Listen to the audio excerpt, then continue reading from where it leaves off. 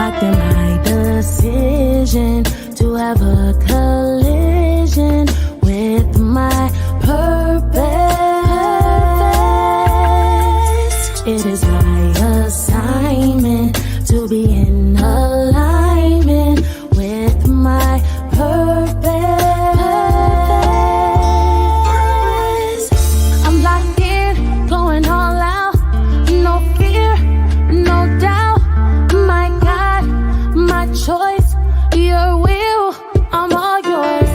Locked in, going all out, no fear, no doubt. My God, my choice, your will, your will, your will. Locked in my decision to have a collision with my purpose. It is my assignment to be in alignment with my purpose. Have a collision with purpose, 'cause you know that you're worth it, and your dream is worth capturing. If I'm not living on purpose, then none of it is worth it. My assignment is uplifting souls for the King, souls for the King, souls for the King.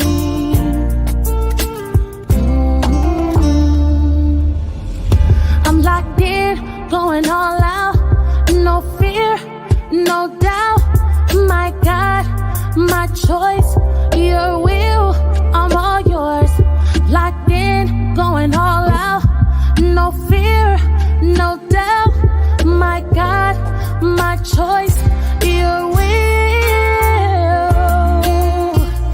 your will, your will. Locked in my decision to have a collision with my purpose. It is my assignment to be in alignment with my purpose.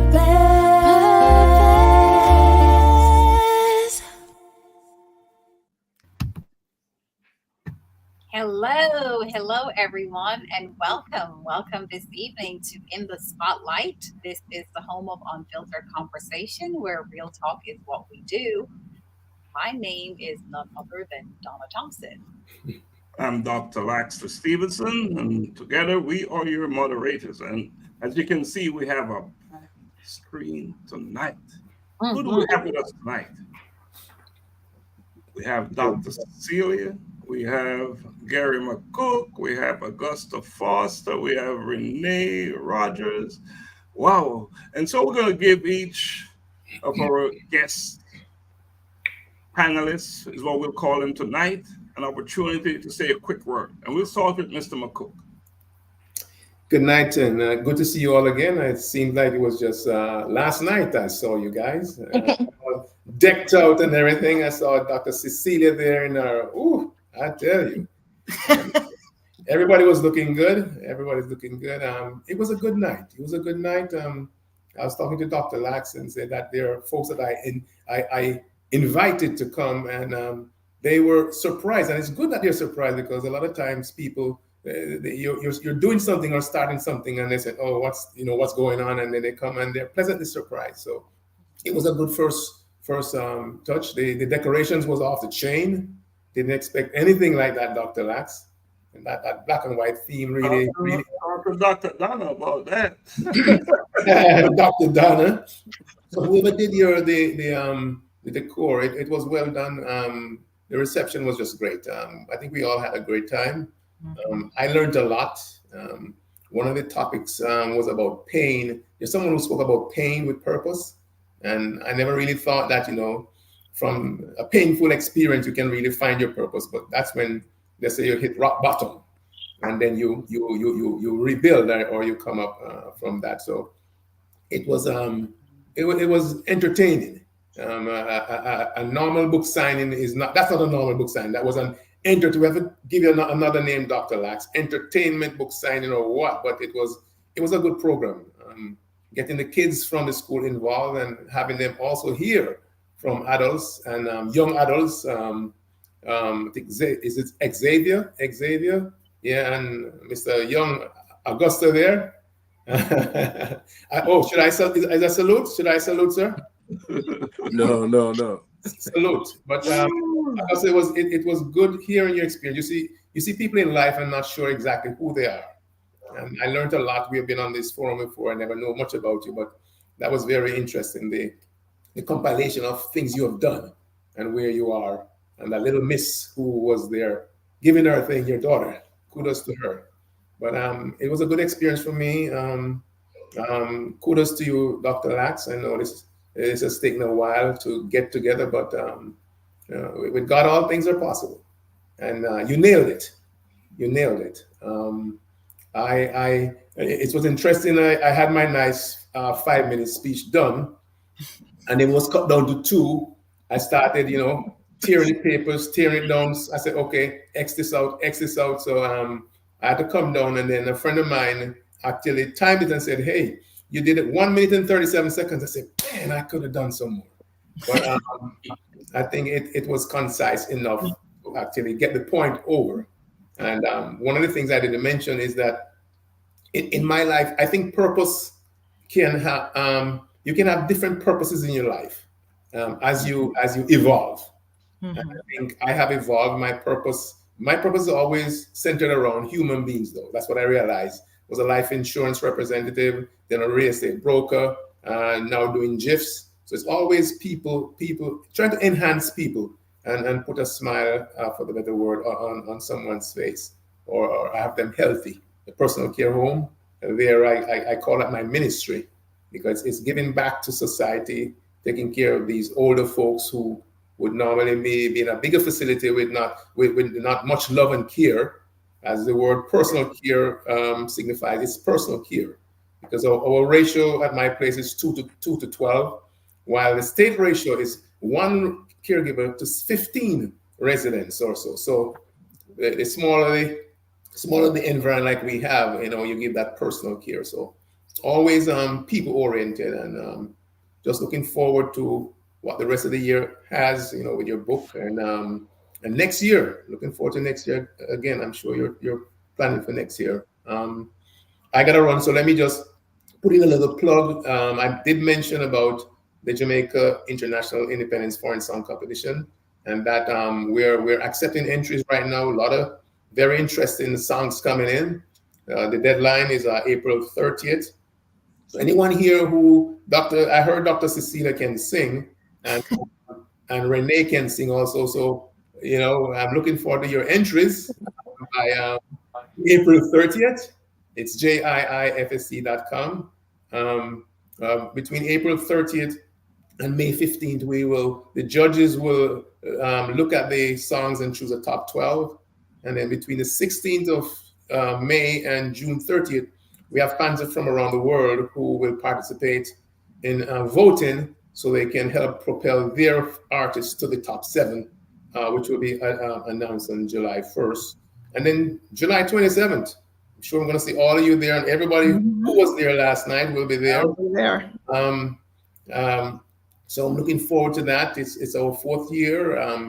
Dr. Lax and I were there from the get-go. Those nice 1 a.m., 2 a.m. on the, and I had to leave my wife in one room and go in another room and say, I'll see you tomorrow morning, honey, because we were just on the phone and trying to get it done, just like we did for this event. So again, kudos to you, Doc. Kudos to all the folks who participated. I look at all of us as participants to a common cause. Dr. Cecelia, Augusta, Xavier, Renee, Donna, it's all to a common cause. So I think we all collided on Saturday night for a purpose. Mm-hmm. We sure did.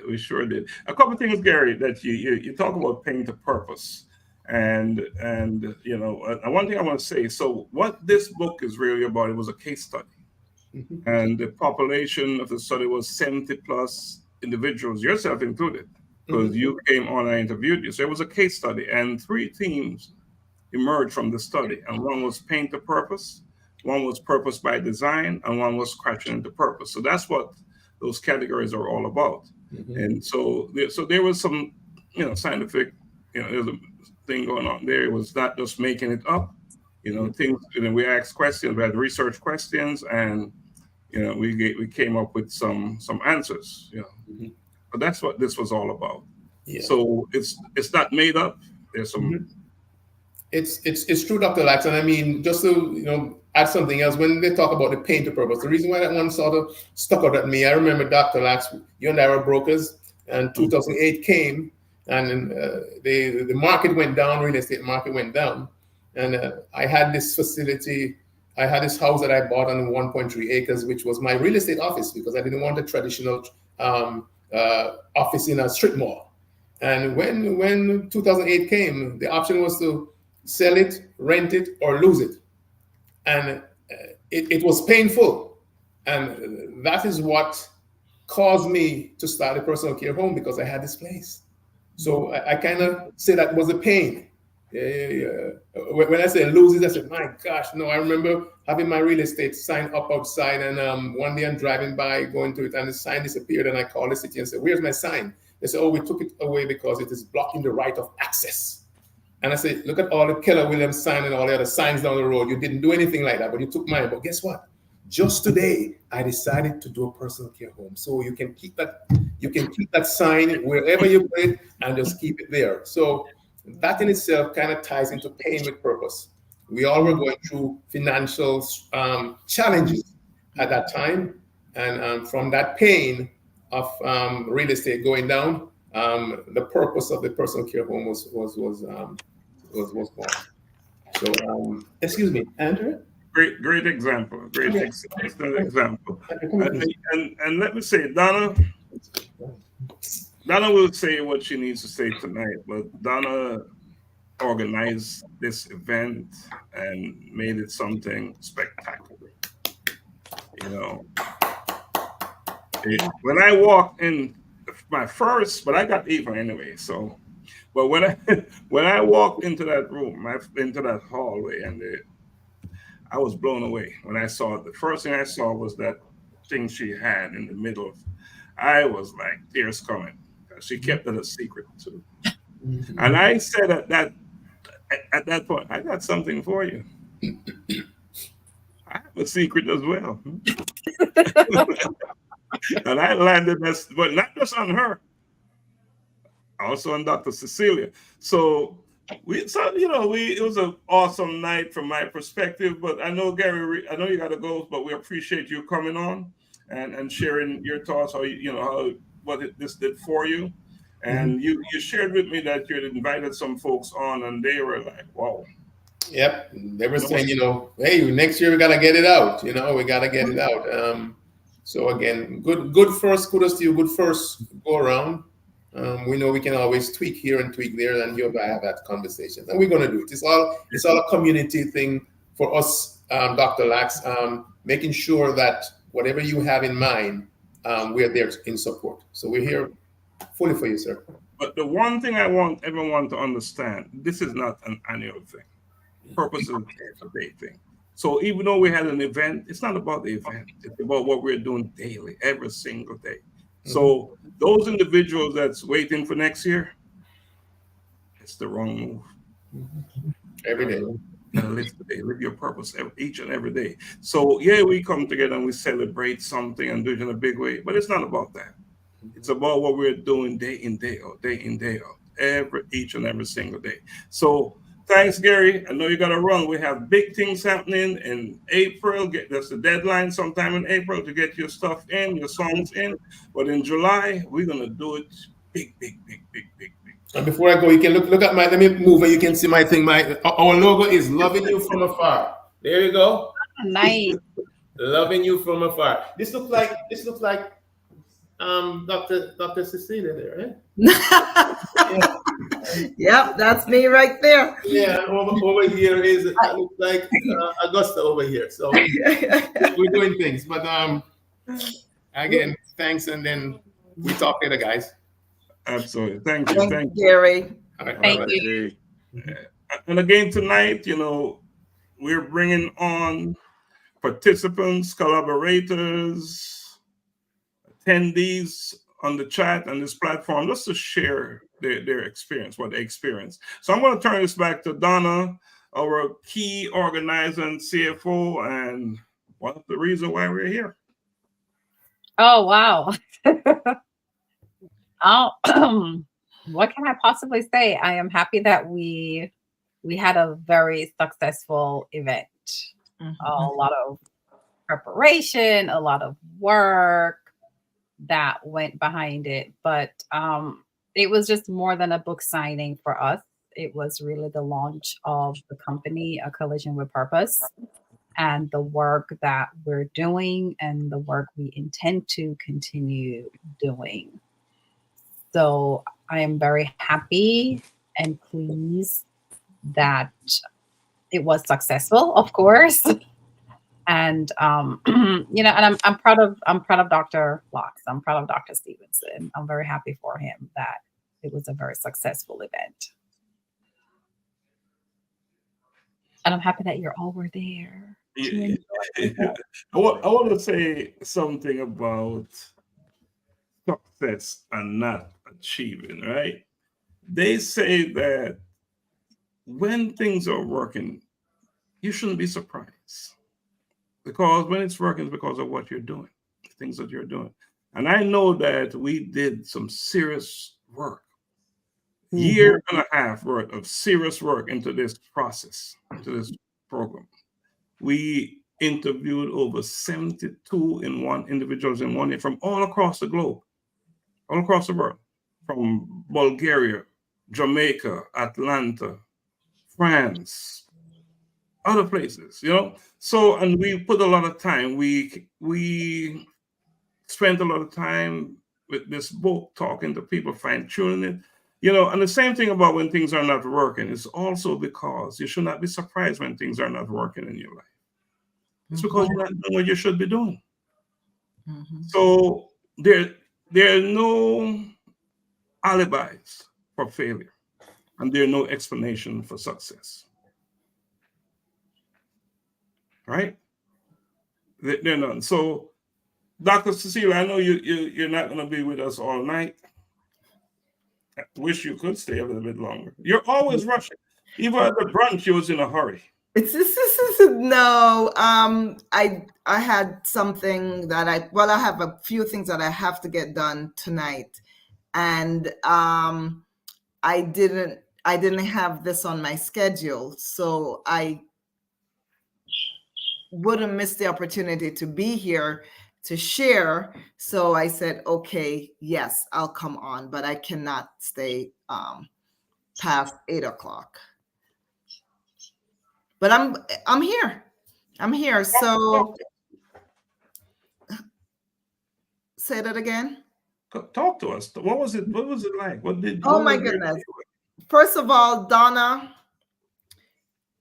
kudos to you. I know you put so much work in. And the good thing is that Donna has the personality traits and the skills to pull something like this off. I mean, everything was, to say it was the first time we were doing this, everything went smoothly. I think everything collided for the event to be great. And everything was working, everything worked well. The people were flexible. Everything just worked out exactly how it should work out. So that was good. The logistics parts of it, that was good. The people, the speakers, from the 5-year-old girl all the way to the pastors and the people in between, people with their stories, who they didn't even share. Most people didn't even get a chance to share the full length of their stories and their speeches, but what they shared alone was impactful. I walked away that night with two things in mind. One was wherein I forgot her name. I know she's a PhD and a professor, and she said, be courageous, right?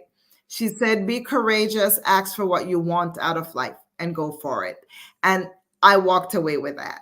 The other thing I walked away with was, oh my goodness, look at Laxley. He's now an author. He now has all these different things under his belt by just doing it. Don't sit back and wait for everything to be right. Don't sit back and wait for everything to be perfect. Just get out there, do it, and make it happen. Just make it happen. So I've left there feeling very empowered.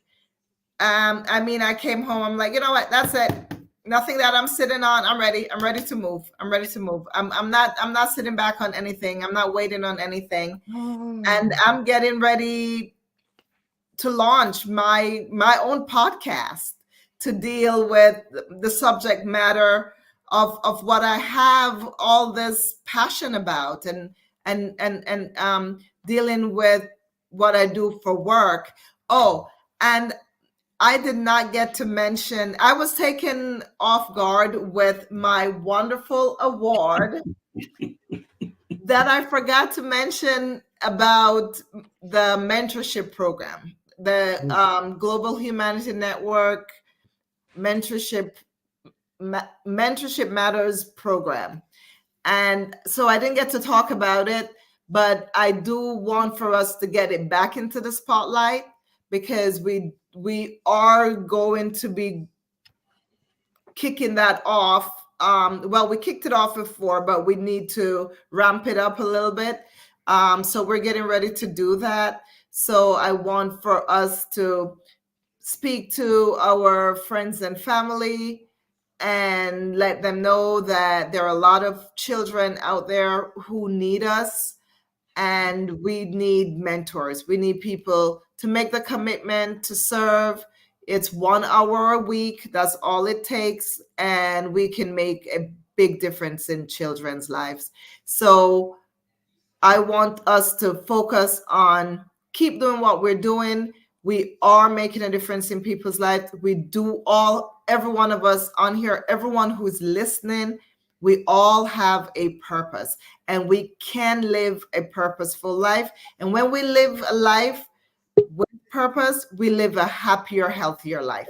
So I'm looking forward to everyone joining us on this journey. All right.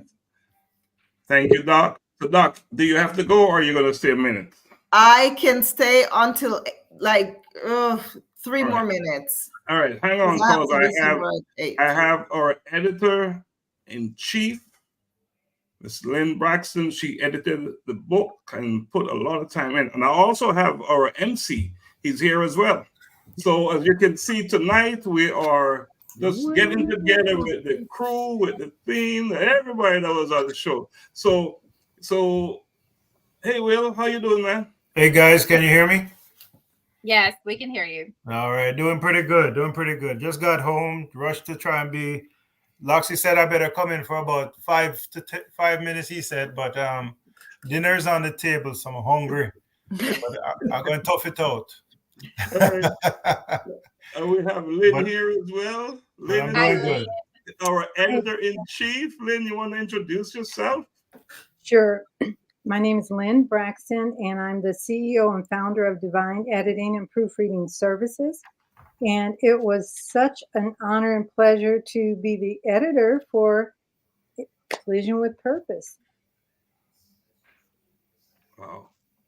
And we have had many meetings and conversations going through this book, haven't we? And it was always wonderful stuff. I'll tell you, it was such an inspiration. Every time I had the opportunity to have conversations with you about this book, I walk away just learning so much.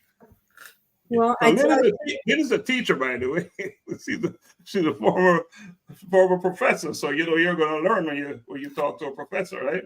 And that's exactly what she did. She taught us well, didn't she, Donna? She sure did. well, thank you. I really enjoyed the whole process. There was a lot of questions and answers and just going back and forth. But the real pleasure came Saturday night at the event, because to be able to put faces with names, it was really something when people were being introduced. And, oh yes, I know her story, or I know his story. And that meant so much, to think back to the many days and hours that we put in terms of the co-editing, the questions that I had to ask you, Dr. Laxley and Donna. It was really, really remarkable to be able to take, the people's stories that they shared in your interviews and be able to turn that into print and make it meaningful and also heartfelt. So I really enjoyed the whole process. Wow. Appreciate you. So let's go to our MC, because I know dinner is on the table and we don't want it to get cold. We don't want his food to get cold. Well, for me, I just want to say it was a lovely evening for me. I enjoyed it, but to see how purpose can be, manifested in so many different ways, and how it comes about, and everybody's story is different. Everybody's lives are different. I mean, I have my own type of pain right now going through with my dad. He's on the way out. He's been through a lot in the last maybe 3-4 months, well, 2.5-3 years, but he's now an amputee, and lots of things are happening in the nursing home. And basically they've said it's only a matter of time. And then on the flip side, I've got, my friend who I wanted to go see tonight, because he's only 48 years old and he's transitioning too.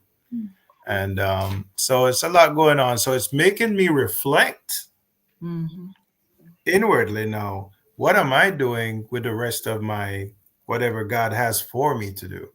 Because I was thinking, there is the legacy portion of my father that I would like to continue in a way that all the things that he has instilled in me as a person and who I am today is a real big part of who my dad is. Okay. The humor that I have, that's all my father. Right. And then the ability to be speaky spokey, that's my mother. So, and to act right, right? She was prim and proper and grew up in a house full of educators and English teachers and all this other stuff. So, we had a real good balance. We, growing up as children. So like I was saying, I have a brother who's a DJ, another brother who sings, a brother who builds, and a brother who does everything in entertainment on the back end of things. So we all have some kind of influence with our parents. But the legacy part of it is I need to incorporate that in my purpose. That's one part. And then the other part is, am I really doing, because where I am, if I took stock of what I'm doing today, it's not the best fit for me. I've been a square peg in a round hole, but providing for my family, right? So that trumps right now being miserable in the square peg in the round hole, right? But I got 3 adult children. I got one coming out the house, and I got another one coming out. He's got 4 more years, but I think I can start taking some bigger steps right now in faith and start to work on me and where my wheelhouse is, so it was kind of very enlightening. It made me think. It was very thought-provoking.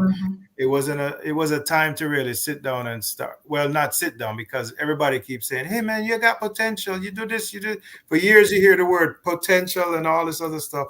Now it's time to exercise it. Okay. Because I speak.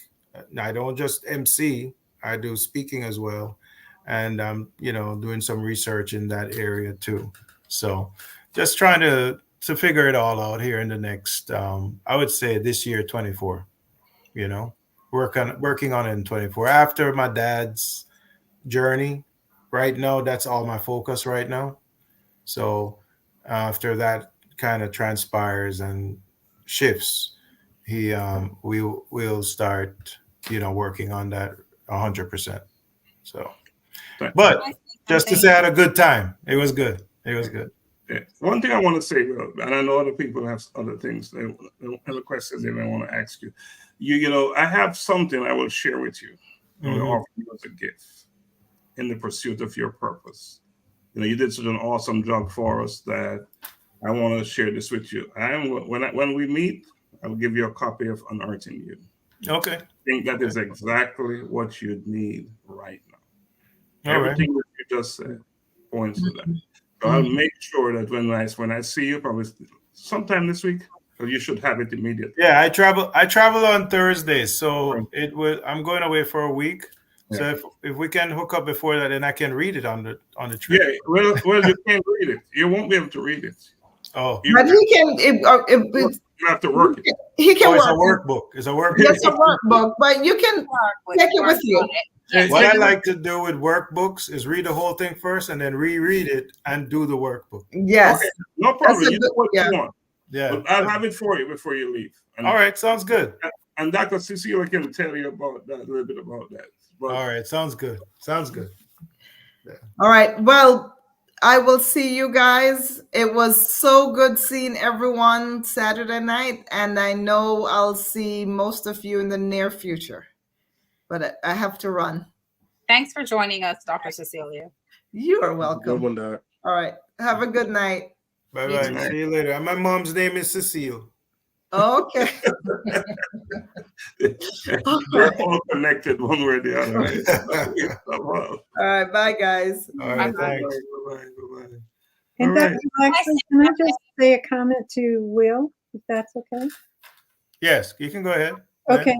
I just wanted to tell you that my husband and I truly enjoyed you emceeing the other night. Thank you. It was entertaining, educational. I mean, just the gamut. And I can see that that's a gift. Everyone can't do that. Oh, yeah. So I see with Dr. Laxley, wanting you to, to read Unearthing You, just so that you can start focusing on what you were created to do. But you were just amazing the other night. Thank you. So thank you. Thank you. You're welcome. You're welcome. We met Will last year at our event, the Festival Song Competition that Lynn, you must attend that one this year. And he just knocked that ball way out the park. And he nailed it. And I knew this time around that for our event, he's the man. And so life is so interesting, right? Because when the event was initially planned for, he couldn't do it. He wouldn't be able to do it because he had other engagements. And guess what? The event got pushed into March, and here he is. So when I called him up, suddenly he's available. Okay, he's in demand. People need him. People utilize his talents, his skills to make their event better. Because that's who he is. He can transform you or whatever it is you're doing. And that's exactly what he did. He added value to our purpose. Yes, he did. Can I say something on certainly on that? Will, it was a pleasure working with you. You're welcome. Thank you. I thank you so much for every time that I had to run to you. Yeah. And say, Will, switch this, do this, do this, do that. I'm used to it. I know you are, but your spirit, your everything, you were just so, accommodating and willing. So it just I really, really enjoyed working with you. I absolutely did. And you made my job even that much easier. Good. You were just open, and we just worked well together. I thought, you're like, okay, do this here, move this here, do this, do that. And I mean, no one would have known the little things that we were doing behind the scenes. like taking a 3-paragraph bio and reading it into 1-2 sentences. Right, exactly. I impressed myself. Exactly. But yeah, Yeah. I absolutely enjoyed working with you. And I Okay. definitely look forward to working with you in the future. Thank you. Same here. He's on. He's already scheduled for. We're going to do it in February though, for Black History Month. We're going to stay in February because that's our preferred time frame. Okay. You know, but we're celebrating who we are, right? Mhm. Right. It's all about purpose. So, Will, I'll give you the date. We're going to lock you in. All right. We'll talk some more, guys. I appreciate everything. I'm going to go make sure the boss don't get mad with me All right. anymore. So Okay. Thank you. it Thanks was a for pleasure. joining us. Thanks again. Appreciate Well, you good guys. night. Bye-bye. Good night. Bye-bye. Bye. So Augusta, I know you're on for the long haul. Clearly you are. So I know, Lynn, how much longer can you give us? I can give you about 5 more minutes All right. So you're on my in, next meeting. you're in the house. So let's hear from Augusta.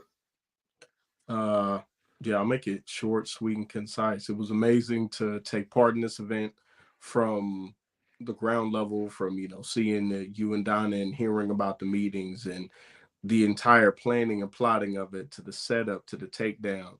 And this is, I believe, probably in all of my years of attending events, whether that be as an attendee, as a participant. My mother worked heavily in a lot of events for the city and state of California.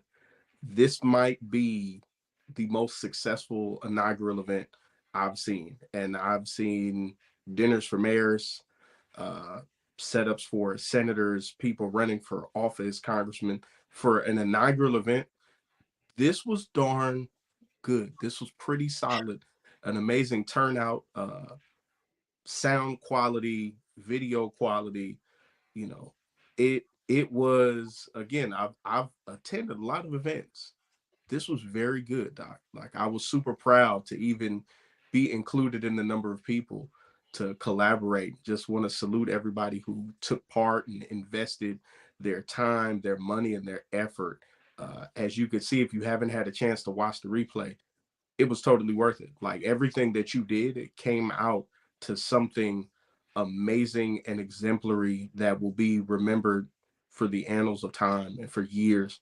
That this was the foundation, the beginning of something that later on built to something much greater. So yeah, if you haven't had a chance to watch the replay, by all means, please go and watch the replay. If you haven't gone to the website to purchase this book here, by all means, please also go and purchase the book. But yeah, it was amazing. I thank you guys for even allowing me to, just a kid from South Central LA, to tell his story and talk about fatherhood and triumph and, purpose by design. Just extremely grateful to have been able to be a part of the event.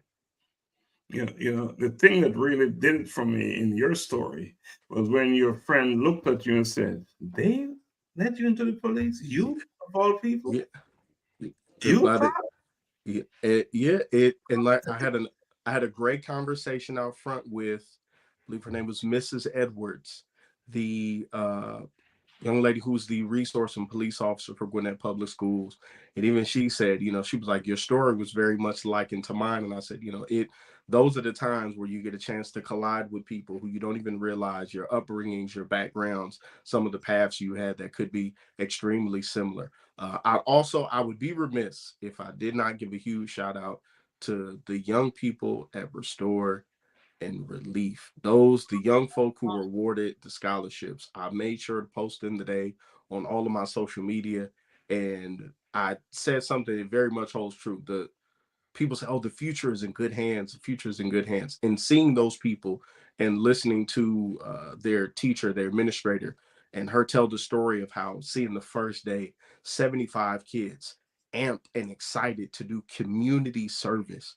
And it's not even that the future is just in good hands. The future is in hands of people who are truly invested and earnestly wanting to see a great outcome. So salute to those kids, because being that young and having that much passion and commitment to want to see the change, and actually deciding that at 15, 16, 17, to wanting to be that change, it almost brought a tear to my eye. I was close. All right. Well, I know you got to go, Augusta. So I want to give the mic back to Lynn. And I'll tell you, Shiloh High School, Dr. Gore, Agnew. It was amazing. Yeah. They were so accommodating. Their work, even we changed the days, they made it easy for us. I think, and again, it's because of who we are and what we're about, purpose. And normally they would not even let you, advertise your event on their social media platform. They made exception. They made exceptions for us to do it because of our work. And so, but I know Lynn will have to leave us soon, so let's give the mic back to Lynn. And I wanted to comment to Augusta. I know when I read your story, for me, it was very heartfelt. And I know that it'll give kids hope. No matter how old that person is, whether it's middle school to adulthood, it will give someone hope to read your story and know, wow, if he did this, I can do it. And so thank you for sharing your story. I know it's not always easy for people to really speak their truth and let people in the way that you did, but thank you for doing that. Thank you so much. Thank you so much. Thank you again, Doc. Miss Donna, I'm going to jump backstage and I believe there's maybe another surprise guest for you guys. Okay. Thanks for joining us, Augusta. More than welcome. Y'all have a great evening. You too. While we're switching chairs over there, let's get back to Lynn, because I want to hear more from Lynn, because Lynn, probably you are the person that know as much as we know about these stories, because you've really gone deep into them. What is probably the thing that hit you the most striking thing for you from editing these stories? There are so many that just, as I read through them, that I just felt so drawn in. And when you are an avid reader, and if the stories are written the way that we want them to be, then it pulls those readers in.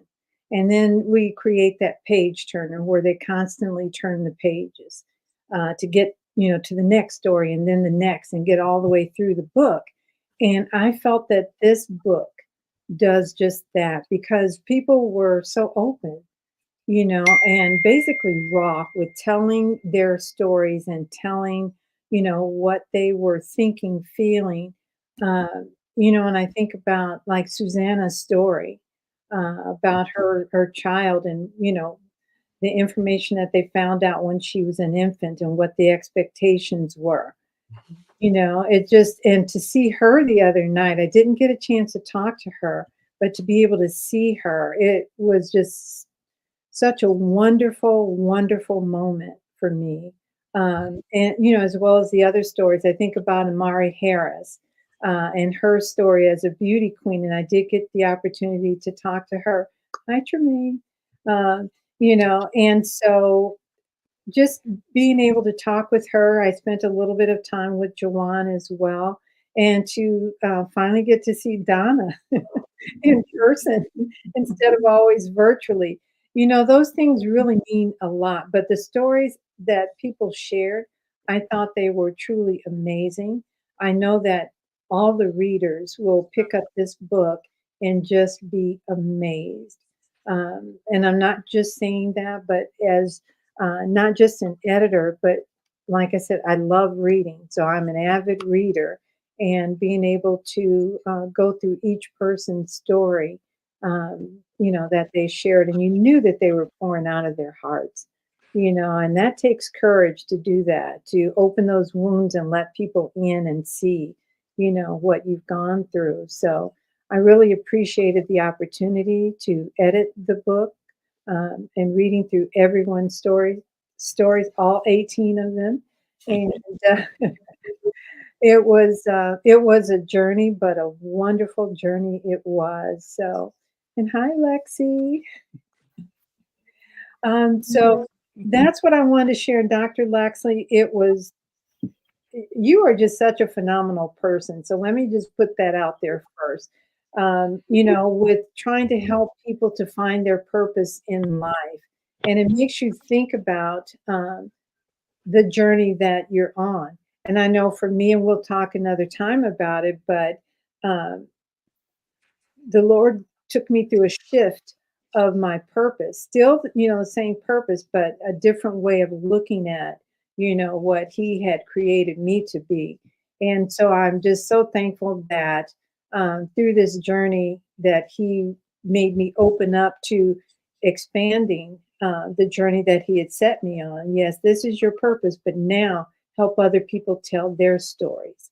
And so, as that educator, as that editor, being able to help people now in a different vein, outside of the school district, outside of the university level, but to help people tell their stories. And that's what I know You created me to do. And I love it. And I hope to just keep doing this. So thank you for, the ability to work with you and with Donna so that we could get this manuscript just right. So thank you all. I know Donna will have something to say, but let me say, I learned so much from you. You're so nice, so pleasant, so caring, so accommodating. I regrettably I didn't get a chance to see you at the event, to meet you in person, but we're gonna make up for that. Yes, You're amazing, just amazing. And if I ever write a book again, and I know I will, it will be you. It will be you. Thank you. I appreciate that. No other editor. So I know you will have to run. So let Donna say. I know Donna will have something to say to you. Oh, I just want to say, Lynn, because of our affiliation with Victorious U Press, but this was just a very, it was a different experience for me working with you so closely with the book. And I just want to tell you, thank you so much for the hard work that you put into this project, because we know the depths of how hard you had to work.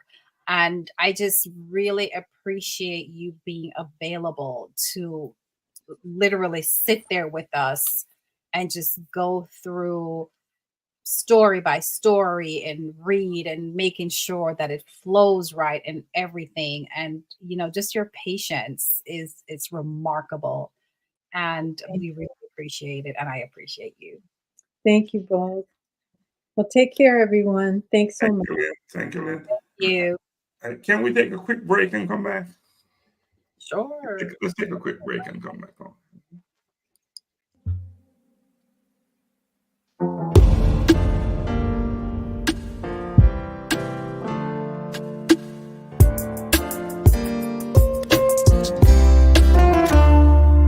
Locked in my decision to have a collision with my purpose. It is my assignment to be in alignment with my purpose.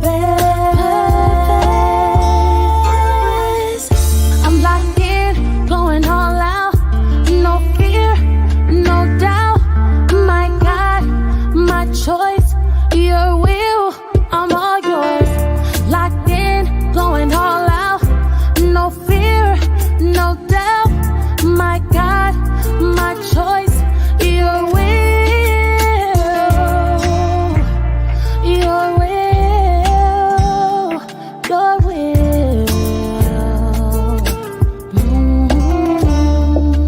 Locked in my decision to have a collision with my purpose. It is my assignment to be in alignment with my purpose. Have a collision with purpose, 'cause you know that you're worth it, and your dream is worth capturing. If I'm not living on purpose, then none of it is worth it. My assignment is up. All right, we're back. And I'll tell you a little bit about that song. So I business where I have a record label and manage entertainers, right? So the young lady singing, she wrote this song, is Ty Swayze. She signed at my record label, and amazing singer. So I reached out to her and said, Ty, I need you to do a song, our song. And in no time, she got this done. What a beautiful song. What an amazing song. And so that's what you're listening to that song now. So I know Imari got some things she's doing. So let's hear from Imari real quick. And Imari, can you share your experience? What did you take away from the event?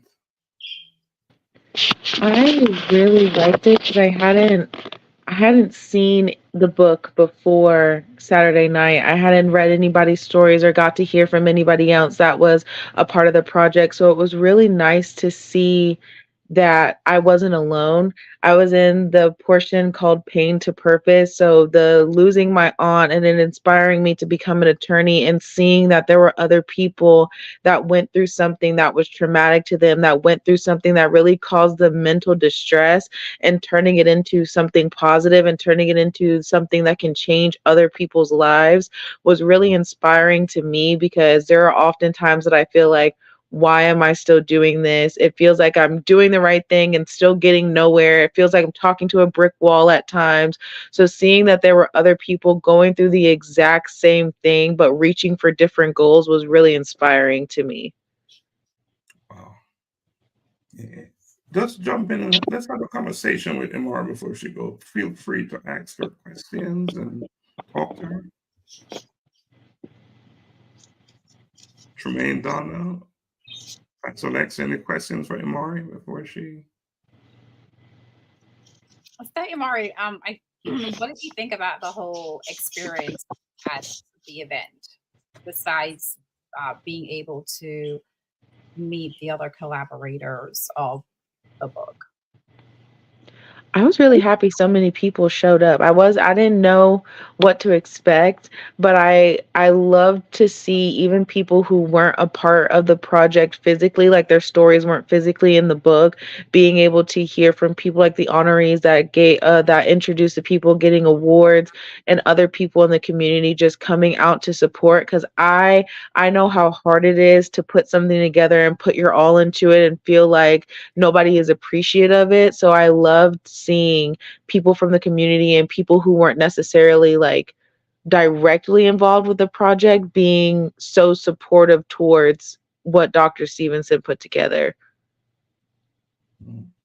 Awesome. Yeah, the support was amazing. And I'll tell you this much, so many more friends, family, and strangers bought tickets, but they couldn't make it because they were away, living in other states. So the numbers are much bigger than what you saw in the auditorium, the support. There's so many. And as far as we enter Kenya, and I asked the question, why is this thing working the way it is? And I was told it was the message. The message. It's all about the message. So it makes sense. And next year, we plan to do it again, and the next year, and the next year. And each year we know it will even become more impactful, not bigger, but impactful. Because it's not the bigness we're about; it's the impact. It's how we're affecting and shaping lives and helping others to discover their purpose. You know, so if it's only 2 individuals walk away, we'll be a different person tomorrow. It was a success. Success. It was a success. So I know you have to run, but we appreciate you coming on because you're busy getting ready to be an attorney, a lawyer. You wanted to be a lawyer when you was 12 years old or something like that. 5 years old or something like that. You knew you was going to be a lawyer at 5.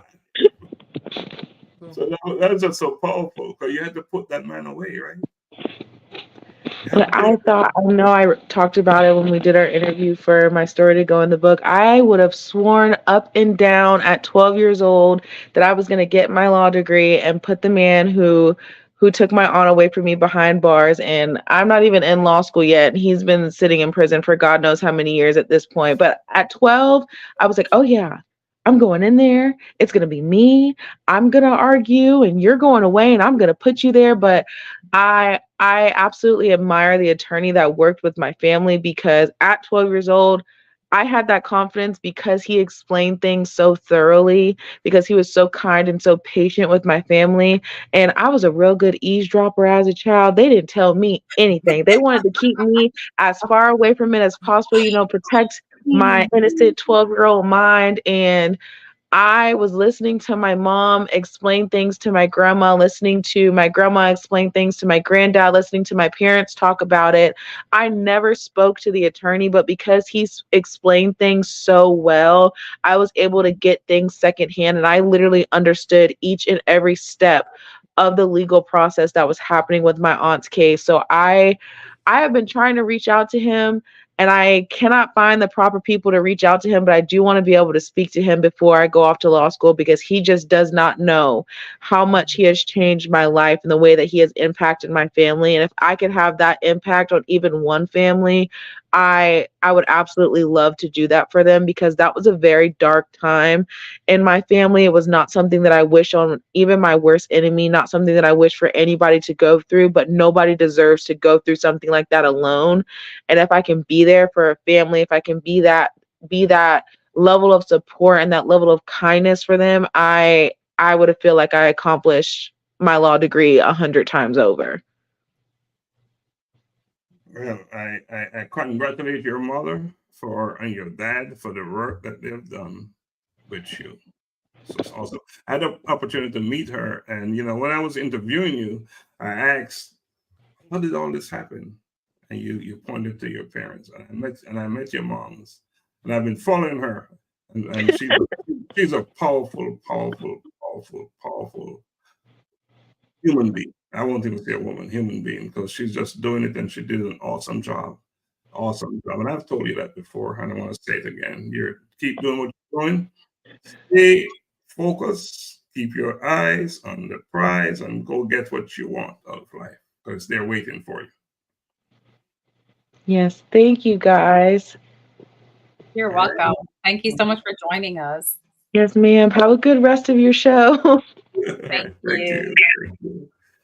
All right. So that was Imari, and she really was a class. Her story was a classic example of pain to purpose. And it was really talk about losing a family member the way she did. It's no joke. So we have Tremaine, my daughter, on. We have our good favorite person, Pastor Alexi. Pastor Alexi, your phone is muted. Please unmute. I'm here. I just didn't want to, interrupt or get any background noise in the feed. We appreciate that, because you always look at those things, and I always notice that you do that all the time. So that's a sign of a professional, right? So how much time do we have you for, Pastor Lexi? I'm good. You're all right. Okay. Yeah. I know Tremaine will have to. So let's get to Tremaine, because Tremaine can't stay with us. Or can you stay with us, Tremaine? I can stay for a little bit. All right. So we're all good then. We're all here. We're all here. All right. So Pastor Lexi, Tremaine, let's have this conversation. What's the takeaway? What's the thing that did it for you? Was it Saturday night?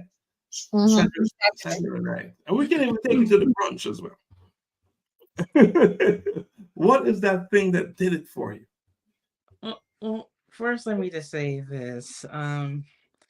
Dad and Donnie did an amazing job putting this together. I didn't know what to expect, and so walking into it, just impressive. So I'm just really proud of both of you guys and your team for putting this on. After I left the event, I mean, a lot of great speakers. There's no way that you could leave the same. If you did, I don't know what's wrong with you, but there was just no way that you could leave the same as you walked in. And so I literally prayed that night, asking God, to show me more of what my purpose is. Because counseling is a part of me, but I feel like there's just so much more for me. And so I want more, and that I left with, I want more. Nice. And so, thank you, Dad. My daughters are always saying thank you. What they don't understand that anything I do is because of them. They inspire me and motivate me. If it had it not been for them, I would be somewhere else. Probably not even don't care about doing anything. So I should be saying thank you to you and Kiana, and especially to my grandchildren, because it's because of them that I am doing anything, and you too. Seriously, it'll be so easy to sit back, right, and just not be inspired, not be motivated, not wanting to do. But because of you, your sister Kiana, and my two special Kanan and Annalise, how can I not? I'm living in a world, and if I can't do something to make this a better place for them to live in, what purpose do I serve? Just that alone is reason why I need to stand up, step up, and do what I need to do. So they are part of my collision, my purpose. Very much so. Very much so. They are why I am anything that I'm doing. They're the drivers behind it. They are the thing that is stimulating, pushing me, and because I want to make sure that I do whatever I can to help make this place a better place for them to grow up and live in, whatever that is, whatever that is. And I believe that I am given the blessing. I'm blessed, and I'm given favors by God to do it. And I know that I can do what I need to do, that will make a huge difference and make this place a better place. I know Donna is, you're in the same place. We all can, because we're walking in our purpose. Yeah. So it's not, don't thank me. I'm thanking you. And I'm thanking you. So, okay, it's mutual. Because you did you created a platform to trigger something in people, to influence them, to make them think, with the hope that they do not walk out the same. So I wish Kiana was on, right? Because did I create anything? Because I'm seriously, nothing was planned. It happened. It really did. I literally got up and I said, I don't know what it was. I want to do something with purpose. I had no idea what it would look like. I had no idea. I didn't even know. Let me just say this for a second. I didn't even know we'd be writing books. I didn't care about any books. All I wanted to do was talk and bring people in to talk. Mm-hmm. The book thing came from Donna. And even going in the park, imagine, right? You're in the park walking with your thing. Hello, everyone. You look like you're losing it, right? I'm wondering what my friends are thinking. I'm talking all this stuff. Welcome to the next edition of the Collision with Purpose project. Send me your videos speaking about purpose. But you know what surprised me? My friends, they send videos. You know what surprised me? 70 plus in 1 year. People, some I don't even know. Had a novice like me interview them.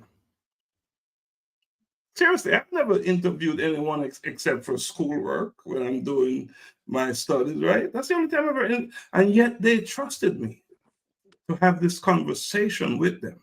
So that to me was quite intriguing, and that to me gave me energy to want to do more. So that's why I say nothing was planned, and that I can tell you, every day there was something new. It was like I was pulling it off the top of my head. There was something new. Nothing planned, but it was done done well because we're not novice to doing things, right? We have some understanding of how things work. So Tremaine, sorry, but you can talk now. I was going to say that so we'll say God gave you that, right? He gave you this idea to do this because God gives ideas all the time. 24/7, he's giving ideas, but it's you to pick it up and do something with it. And so you did something with it. And that's why I say thank you to you, because you did something with it. You get to let it float around and, this, purpose, and then walk away from it. But you didn't. You collided with it. And you brought Donna along with you and everybody else that was on that platform. that you continue to meet and have interviews with and come on your show, and people who are watching. And so thank you for saying yes. You're welcome. You're welcome. You're welcome. You know, one of the interviews that was so powerful is my interview with Pastor Laxley, when she talked about, I had it all, that white picket fence, that this, that, that. And then she said she couldn't even get up. We got to the point she couldn't even get up. So Pastor Laxley talk to us. We're talking about that moment. Any moment you want to talk about. It's your talk, not mine, not Donna's, not Tremaine's. Oh no. Well, first let me say this. I echo Tremaine in that, you know, I wasn't sure what to expect either. I was expecting greatness. That much I was expecting. But you know, all the ins and outs, wasn't sure what to expect. But it was absolutely amazing. You guys did a phenomenal job. And I have to echo many others who were saying, because you're saying, oh, it was intriguing to you that people were sending in their videos or, you know, knocking down the door, trying to be part of this project. And you know, and I can see maybe why you're a little bit taken aback by that or shocked by that. But again, you know, the messaging, you know, the message, people can get behind that. People can get behind you first and foremost, because people that know you, you know, and have watched you and have seen, even if someone like myself who's only known you for a short period of time, it's like, this guy's the real deal. And people can get behind that. And so a couple of my takeaways. So first, I want to share one that's a little funny, but not too funny. I mean, that's funny to me, but that cream of pumpkin soup.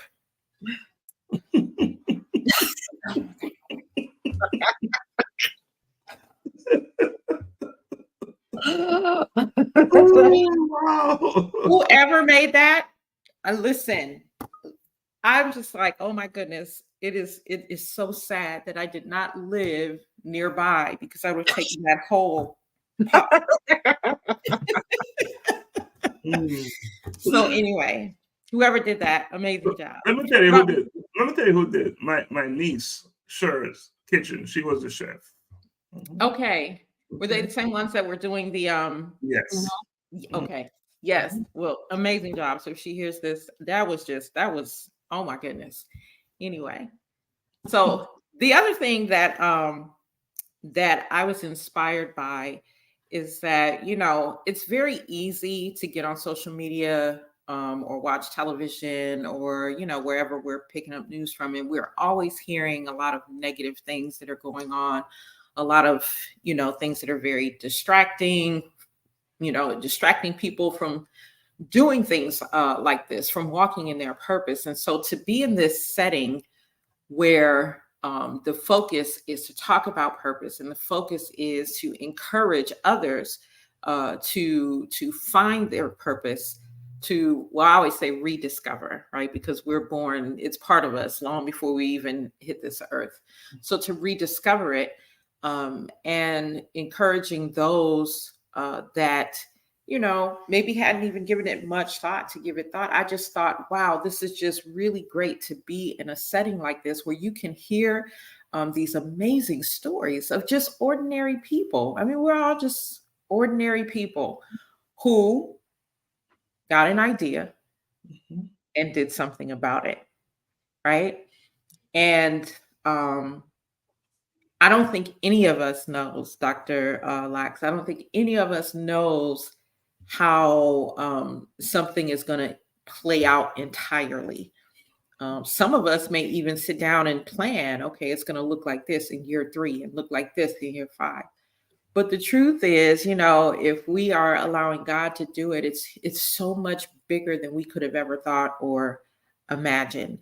And so if you guys are thinking, oh, look at what this has become now, you guys can't even imagine what God is going to do through this project as you guys just continue to take those steps in faith. And so for me, that was a huge takeaway, to just be in a community of people where there's impact and it's just positive things going on. Everybody's sharing their stories. It's just amazing. And I think the more of that we can do, the more people that we can inspire to walk in their purpose. And the more people we can inspire to walk in their purpose, certainly you're talking about creating a different world.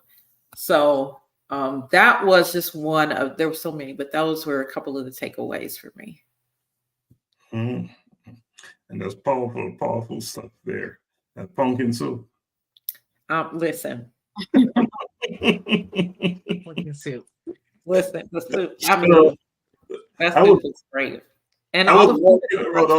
Donna, did you have any of the pumpkin soup? Well, it was good. Oh, yeah. It was amazing. It was that good. It really was that good. I was all wandering around, walking around, and then somebody came to me and said, Trent, was it you? It was me. They have a pumpkin soup. So I went in there and I did a couple of those, couple cups of it. It was really that good. It really was. Pumpkin soup. And then we brought it to my house. That was, to me, was very intimate and special as well. So, yes, we had a nice get together and it was fun. It was really good times. So Donna, I know you have a question or two for Tremaine and Laxley. I know you do. I know. Actually, before, so she can think about her questions, I also thought it was really cool to have the youth on stage and doing their thing. Just to, paving that or carving out that path for them to even like hear about purpose and trigger something in them, but also like sharing their talents. So I thought that was really cool to do that. So I really did appreciate. I appreciated those little kids in the audience, not just our kids, but there was other kids in there, and so that was cool to see. So a number of people asked me, "Can kids come? Babies, let's bring them. This is the right environment. Bring them. I mean, it's your responsibility once you bring them to do what you need to do, but bring them. I would never, say not bring anyone to an event like this. Never, ever. So, and then the other thing about the students, I said, how can we bar students because they don't have any money? All students should be able to attend something like this, whether they can afford it or not. So we made sure that students, wherever they're from, attend for free. And I think for me, that was a big piece. And we did just that. And what about those scholarships? Yeah, that was cool too. Yeah. Did they know that they were going to get scholarships? It was a raffle. But did they know that there was a possibility that they would get a scholarship? We made an announcement. Yeah, we made an announcement. We made an announcement, and Dr. Agatha, one of our clients, that Donna and I we work with, reached out to her. Not only did she buy a ticket to come, she also sponsored the scholarships. She also did. And I know for sure if I had said 10, she would have done 10. So we'll be going back to her, right? We'll go back. But she was so generous in doing that, so generous. And came on stage. I said to her, you have to come on stage and present it, right? She said, no. I said, yes, you do. We want, and it's not because she wanted to say, I did it. But I said, we need to set examples. We need to show people that there are real people out there giving back. And a lot of times when we announce and say such and such did this, that's the only reason why we're doing it. Because we want others to see that here we are, someone doing it, they should be doing it as well. So, and we get so caught up that I have to be loaded, I have to have so much money, I have to have resources to give back. No. In fact, I'm going to play a video on our next break about some youth in Kenya. And there's one thing, I was listening to the story, and the young girl said that her parents had her sleep with men just to support. It's a 9-year-old. So things like that. That's why we have to fight and eradicate those type of behaviors, and that's what the A Collision with Purpose is all about. When the A Collision with Purpose came about, all I know was going to do purpose. But day by day, we started to define and understand what the work was. One thing I knew for sure, I was only interested in talking to my neighbors, everyday people. It's their stories I wanted to hear, and I wanted to get out there because I know their stories will resonate in the communities, and that's what we did. I'm not interested in talking to anyone who looked like they were way up there or way over there. Just everyday regular people, and that's exactly what we did. I think that's why it's so impactful. If I can talk to my neighbor, and my neighbor is willing to come on and tell me that when I witnessed the death of my sister, and I was so mentally messed up that I was about to take my own life, and then a light bulb came on and said, I will not serve my sister well. That's a story in the book. I would not serve my sister well if I did that. So I need to use that situation and make a difference. And so those are the kind of things. And that's what you get when you talk to your neighbors and your friends. So Mr. Hines is on. Mr. Hines, Yes. you're a bit, can you get yourself centered so we can see you? I appreciate that. Because when you talk, we don't just want to hear your voice. We want to see you as well, So Mr. Hines, welcome, Okay. welcome. We're going over what, we went through on Saturday, the experience, what did it do for you, and what you think it did for others. Okay, can you see me okay? Am I centered okay? Yeah, you saw it going off the screen. But that's all, Yeah, you're good where you are now. Okay, good. I'll try to hold it right there. Yeah, I think Saturday was awesome. I think it was exactly what a collision with purpose should be. I think the event was first class. I think that some kudos has got to go to whoever decorated the place. It was first class everywhere you look at it. I think the content that was available to people who came and saw, I think it was wonderful. I just have to give kudos to everybody involved in this event. I think it sets a whole new standard for what's available to people. And I think it's an idea whose time has come. So it's kind of like a woman who has carried her baby for 9 months. When that time comes, it is there. Regardless of what's jumping off, it's going to happen. So I think that's what's happening right now. I'm excited about it. I just think,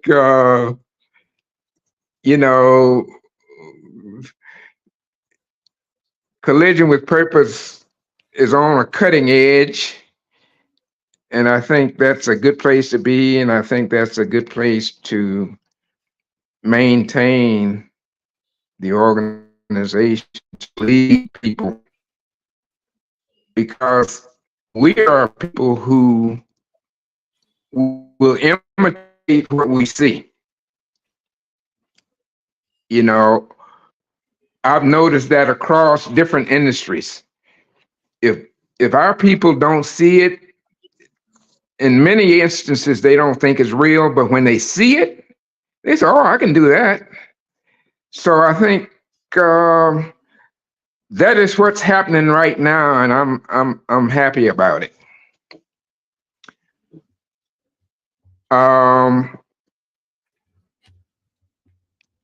Well, that's basically input I want to share on that.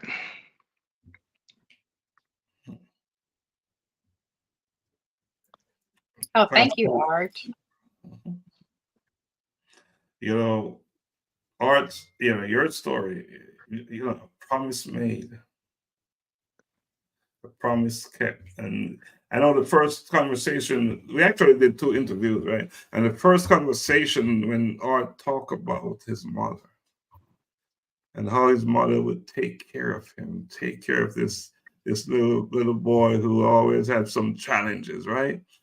And then it Yes. was his turn. It was his turn. It was his turn. And Art, what is it that you said when you said a promise made? What was it that triggered that? A promise made, promise kept. Well, when I was a young kid, I don't know, I was probably 7 or 8 years old, or 9 maybe. I had some health challenges, and my mother kept taking me to the doctor, but we had an old country doctor, and he wasn't up to the task of treating, certain things. And he kept giving me a penicillin shot. And it would dry up the issue, but the issue would keep coming back maybe every month or 2 later. And then my mother got afraid. She was scared to death. She said, "Art, I don't know what's wrong with you. I hope you don't have cancer." But then what she told me, she said, "Well, I will tell you this. Regardless to what it is, I will never leave you alone." Because see, before she told me that, I was a little bit afraid because I saw that she was afraid. So when she was afraid, I was afraid. But after she told me that, then I felt better. And when she told me, regardless to what's jumping off, I will never leave you alone, I said to myself in my own heart, I didn't tell her at the time, but I said to myself in my own heart, and Mom, I will never leave you alone. So I kept that in my heart for years. I mean, from the time I was 9 years old, I'd say, to the time she passed. I had thought about it maybe, a few times between that. I don't know, that was over a 60-year span. I don't know exact numbers, but it was over a 60-year span of time from the time I committed that in my heart to the time it was executed. So the day that she passed, I was literally with her, and we had a good time. We just did everything she liked to do that day. And then when we got back home in the evening time, she was going to sit in our easy chair and she was going to rest a little bit. And then we were going to have supper. And she took a little nap like she always does. But then when it was time for supper, I went to wake her up, but she was gone. So that very thought came back to me after over 60 or 70 years ago. Oh, Mom, I remember. You told me when I was a kid that you would never leave me alone, and I promised you in my heart that I will never leave you alone. That's when I said a promise made was a promise kept. So that's how that kicked in. And I feel good about it even now. I feel good about it because that's exactly what it was. A promise made and was a promise kept. Page 147. Yeah. Page 147. Page 147. Yeah. So when he said he feels good about it, what does that say? He knows the page. Pastor Lexi, what's your page number? 177, I believe. Oh, so that's art. It's not art. So you know your number as well, your page number. I imagine right now all the collaborators know their page number. That's awesome. Two powerful stories, Pastor Lexi's story. But you know what is so unique about Pastor Lexi? He's an honoree and a collaborator. Isn't that a big deal? Yeah. Mm-hmm. I'm humbled. Eh? I'm humbled. It's humbling. Well, there's a reason why you are in both categories, right? You know, and I was saying that earlier, there's no explanation for success and there's no alibi for failure.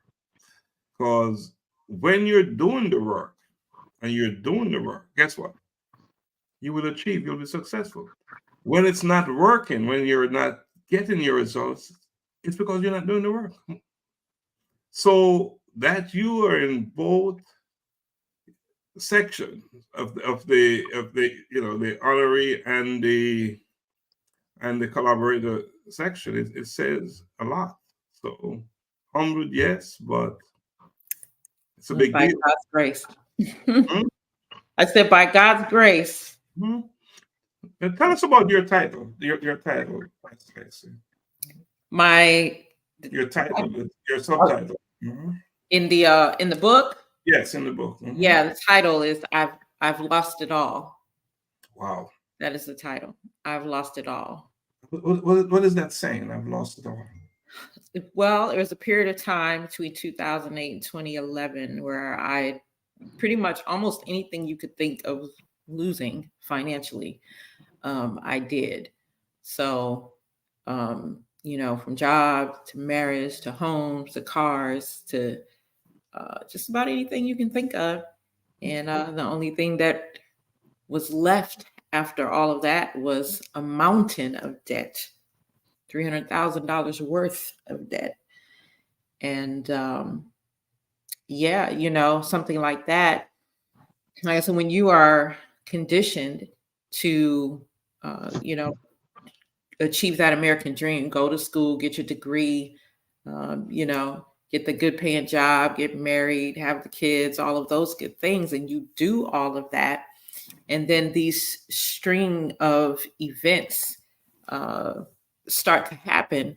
You really start to question life. Because you're like, I did what they told me to do. Now I may not have done it all in the right order, but I did everything. I accomplished everything that people told me to do. And they say, if you do this, you have this happily ever after. So what was I to think, that after accomplishing all of that, and now losing all of that, you ask yourself, well, then what else is there? What else is there? And so earlier you mentioned, that whole get up piece. And that's because, there was this night, where it had become regular for me to just cry myself to sleep every night after I'd gotten the children, they were very small at that time, to bed. It had just become a regular thing for me to just cry myself to sleep. But this last night that I did it, that the spirit, long story short, said to me, get up, right? Get up. I'm like, get up. I'm like, get up and do what? But get up. And that was all that was said. There were no further instructions. There was nothing else. It was just get up. And, when I shared that with people, and I think we mentioned it earlier, sometimes, God will give you something. He just gives you this one thing. And it's like, just get up and do that thing, whatever it is. So for me, it was just getting up, because my getting up was a demonstration of that mustard seed of faith. And so when you demonstrate that mustard seed of faith, take that first foot forward, whatever that is, then God begins to work out the rest. And so I'm just grateful that I listened, that I got up. And because, who knows where I would be, if I would even be on this side of life right now. So I'm just grateful and humbled in the ways that the Lord continues to use me in in the work that he laid out for me. Wow. Get up. That was it. Get was up. Get up. And you said, and to do up and do what? Ain't nothing working. What am I getting up for? But Right. but obedience set in at some point. And you got up and you did it. And here you are. And Here I am. look at it. Look what happened. Yes. Yeah. I got to meet all of you great people. This is awesome. Isn't that awesome? Mhm. So we have Jessica all the way from Kenya joining us. And we have our keynote speaker, Dr. Kamala, on. Isn't this awesome? And you know what is interesting? So far, Tremaine, I didn't interview you, but everybody else that came on, I interviewed them. Yeah. Donna was my first interview, right? And actually, Donna was, and one night we did about 8 interviews. Long night. All night. So we practiced it, right? You gotta practice, right? And you've never done this before. You've never done this before. It was the first interview, and we were practicing. And I said, Donna, you ready? Yes. So I'm drilling down with questions, not answering. No, that one is not good enough. Let's do it again. And, you know what I didn't know though? The first one was the best one. Mm-hmm. So all the time we were practicing, it didn't get any better. It was the first interview that we did that really nailed it. Hi, Jessica. Hi. I have your plaques here. I wish I could send them to you. You'll get them in September. I can't wait to receive them. So are you saying we should bring it now? Yeah. That's what it sounds like, right? I'm saying September. She said, I can't wait. Is that saying that? No, I want my thing now. And why not? Why not? Hey, Doc. Hey, everyone. Hello. How's everyone doing? Great. Yeah. Good to see you all again. All right. Oh, it was just Saturday, right? No, it was just Sunday that we got together. Wow. So Tremaine just texted me that I'm out. That means she's leaving. Is that what it means? Is that what you mean? That's what that means. So you text me that I'm out. Let me tell you, it is so interesting, right? Working with it's my daughters, right? So interesting. It is so interesting working with your close friend, Donna, right? So interesting. So we're friends, and we're doing this thing together. You know, it's amazing how that works.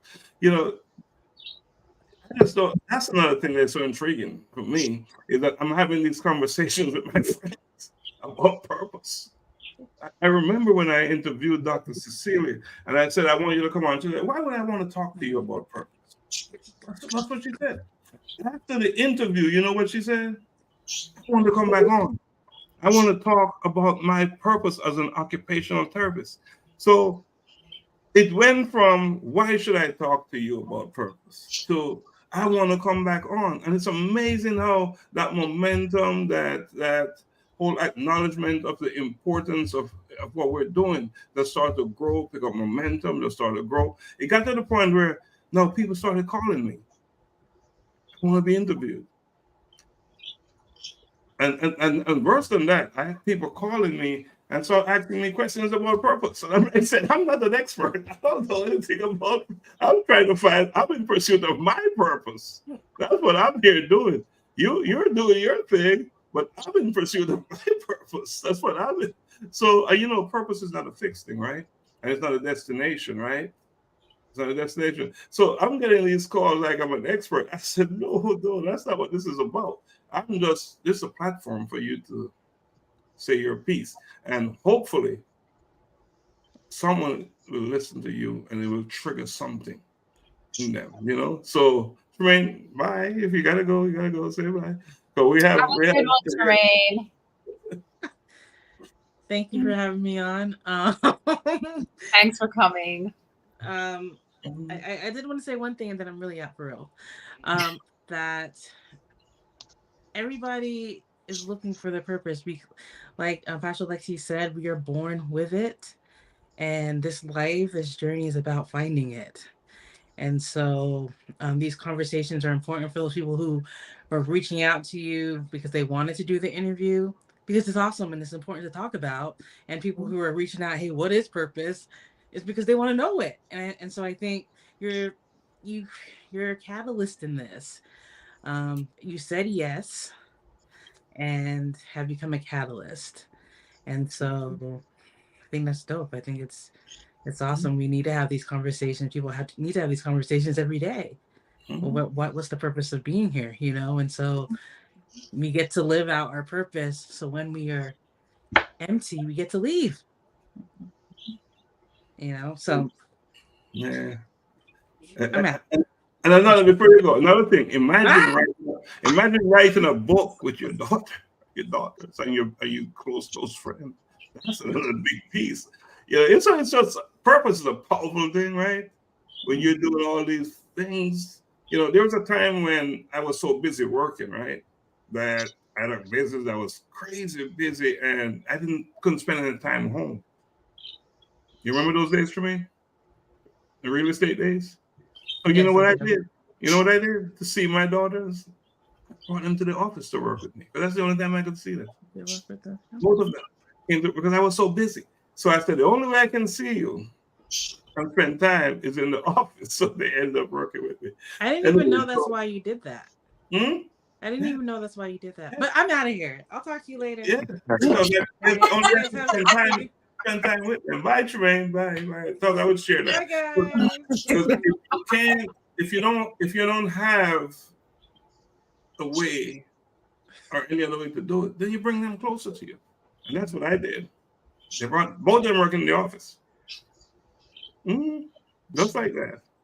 So anyway, Trent, bye. You gotta go. We need to hear from Dr. Campbell and Lady Jessica. Lady Jessica, it's about what, 4 a.m. in the morning for you? It is 5 a.m. 5 a.m. That's awesome. Talk about commitment and dedication. You know, purpose. Thanks to Pastor Lexi, brought us to Kenya. Yeah. Purpose did. And what a purpose. That was. Talk about purpose. You know, brought us to Kenya. And so, Jessica, talk to us. You watched the event from Kenya. Yeah. What are your thoughts? How did you walk away from the event? First, I must say that I was so much grateful, and we felt honored to receive the award. As a foundation, I can say maybe we never thought that the work that we do will ever come to this point, because what we believe as Hope and Destiny Foundation is that service to humanity is service to God. Once we serve humanity, we believe that we are serving God, and we believe that we will get our reward from heaven. So once you find that there's somebody somewhere on earth who can recognize the work that you are doing and choose to award you or recognize the work that you are doing, it was a great honor, it was a great privilege. So we don't take it for granted. Once again, thank you so much.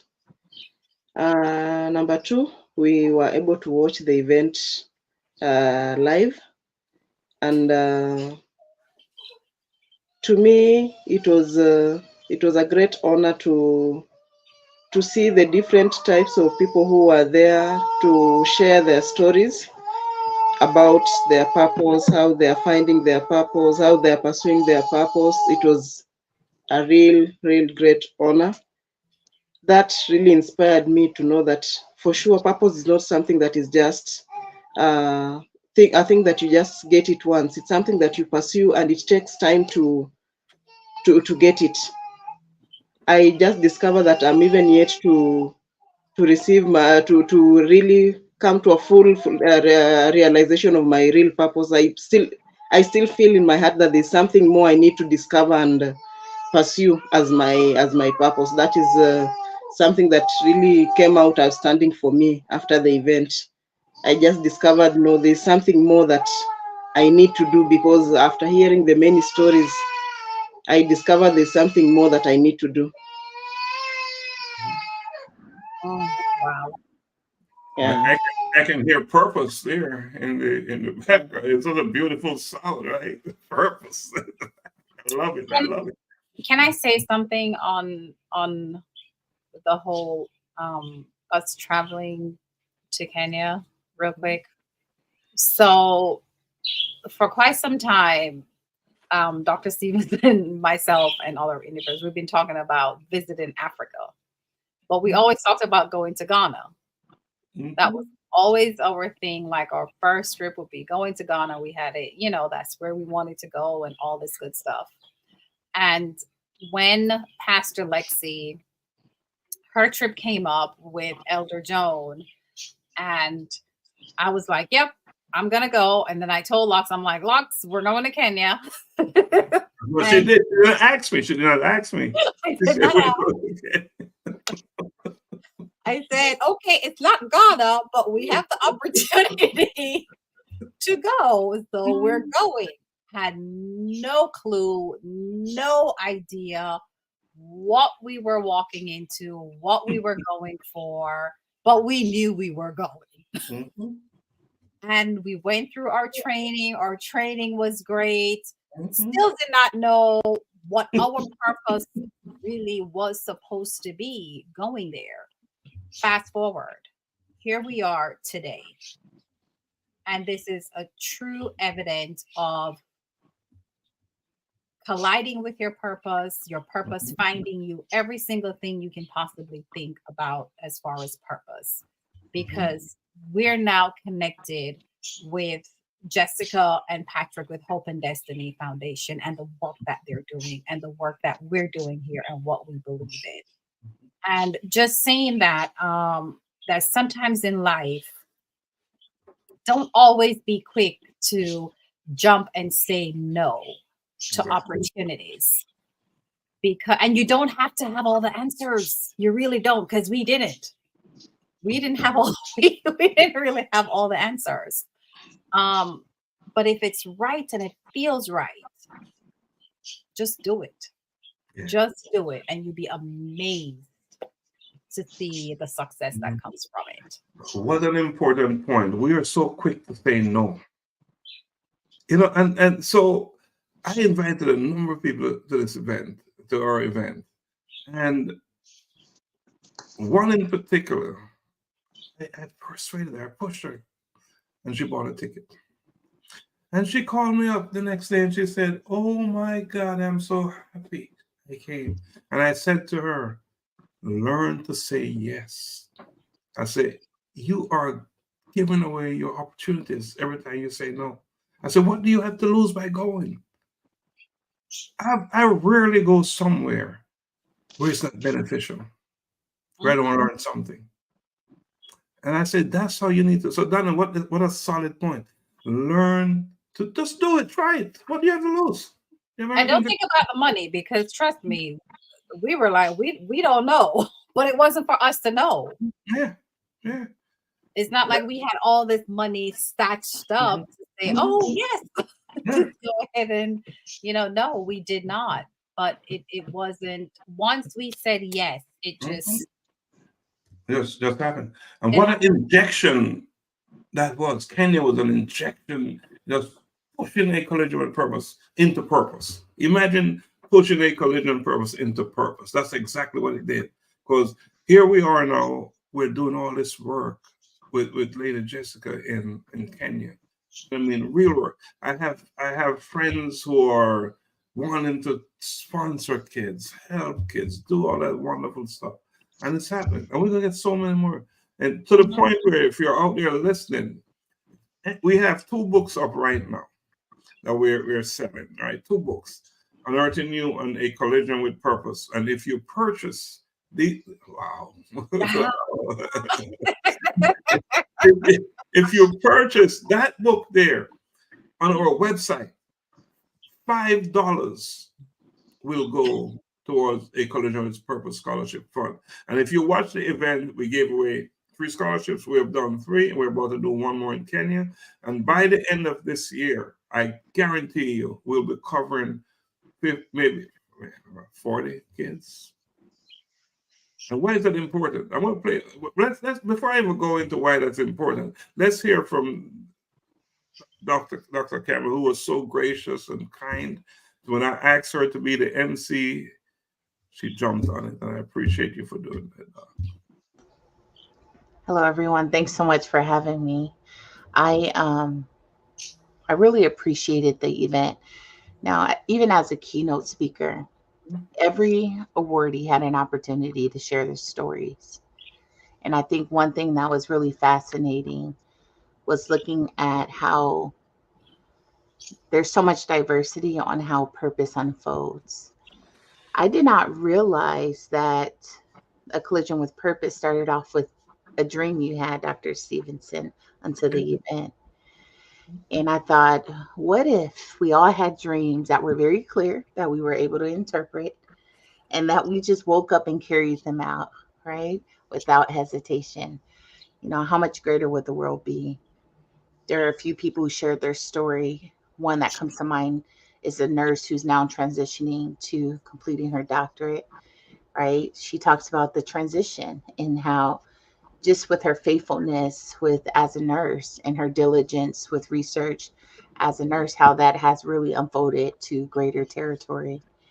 And so there's no one perfect path, but I think that as you continue to interview others and share their story, it will help open up other people's ideas around what that path looks like for them. And so I was inspired, even though I was coming to share my story as well. So thank you for creating the platform and for writing your book. My daughter's 11, and she has picked up the book and gone through the stories and has been thinking about her purpose. And she even said, you know, it's so easy to read. I already finished 2. And I was like, way to go. And so we've had conversations even over the dinner table. Like, what do you think your purpose is? And while she does have passions like math and science, some of the things has even surprised me. Like, I want people to get clarity on their purpose. I'm like, what? You know, so I'm excited to see her really think about the types of changes and transformation she plans to make in the world. So again, thank you. You're not just inspiring young adults and adults, but even the young kids and future leaders. You know, thank you for saying that, because that's what this is really about. Our future, right? Future leaders. That, you know, and what I'm learning from all of this too is how we believe we know it, right? As some of us older people, right? Older, I should say. You know, but these younger folks, they can teach us so much. We can really and truly learn from them. And that's what I'm learning. You know, Imari, Daniel, the young soon to be doctor, and that fast paced, right? They're so bright. They're so sharp. I mean, you just feel better that this space is going to be okay with them. They're really prime and ready to do what needs to be done to make this place a better place. And it's our job. I think it was Art that said it that people are saying these kids are going to somewhere held in some type of basket. But that's not the case. People have given up on these young folks way too often when we're the ones that created a mess. Mm-hmm. We are the ones creating a mess for them and just hand it off and say, okay, take it, do something good with it. We did it. So there's so much more for us. You know, even Art and I, we're probably too old on here, but our work is not done. It's just beginning. It's just a start. I am so energized when I look at my grandchildren and see how involved my two daughters are. That just energized me and say, man, so much more I can do. I'm not, Jessica said she's still searching. Guess what? I'm in deep search myself. Deep search. And Donna, you know that. That's why I can't settle on one thing. That's why you see all these different things happening in a collision with purpose. And so you'll be seeing in unearthing you. Donna, can you let the person on? I will. You will be seeing Holy Ghost. You will be seeing real soon the unearthing you workshop on demand. You can go take it per chapter or the full thing. You'll be seeing a learning academy coming up where we'll be teaching real life skills. And you'll be seeing we're doing an anthology, coming out of bridging generations, voices of men. And voice of men, we're not saying women can't be a part of it. We welcome that, because you can't just have men and not, it's a mix, right? So you'll be seeing all of us. Hey, Elder Hi, Jones. Elder. Hi guys, how are you? Happy birthday to Izzy. Thank you. I just left this party. Wow, so good to see you. Thank you.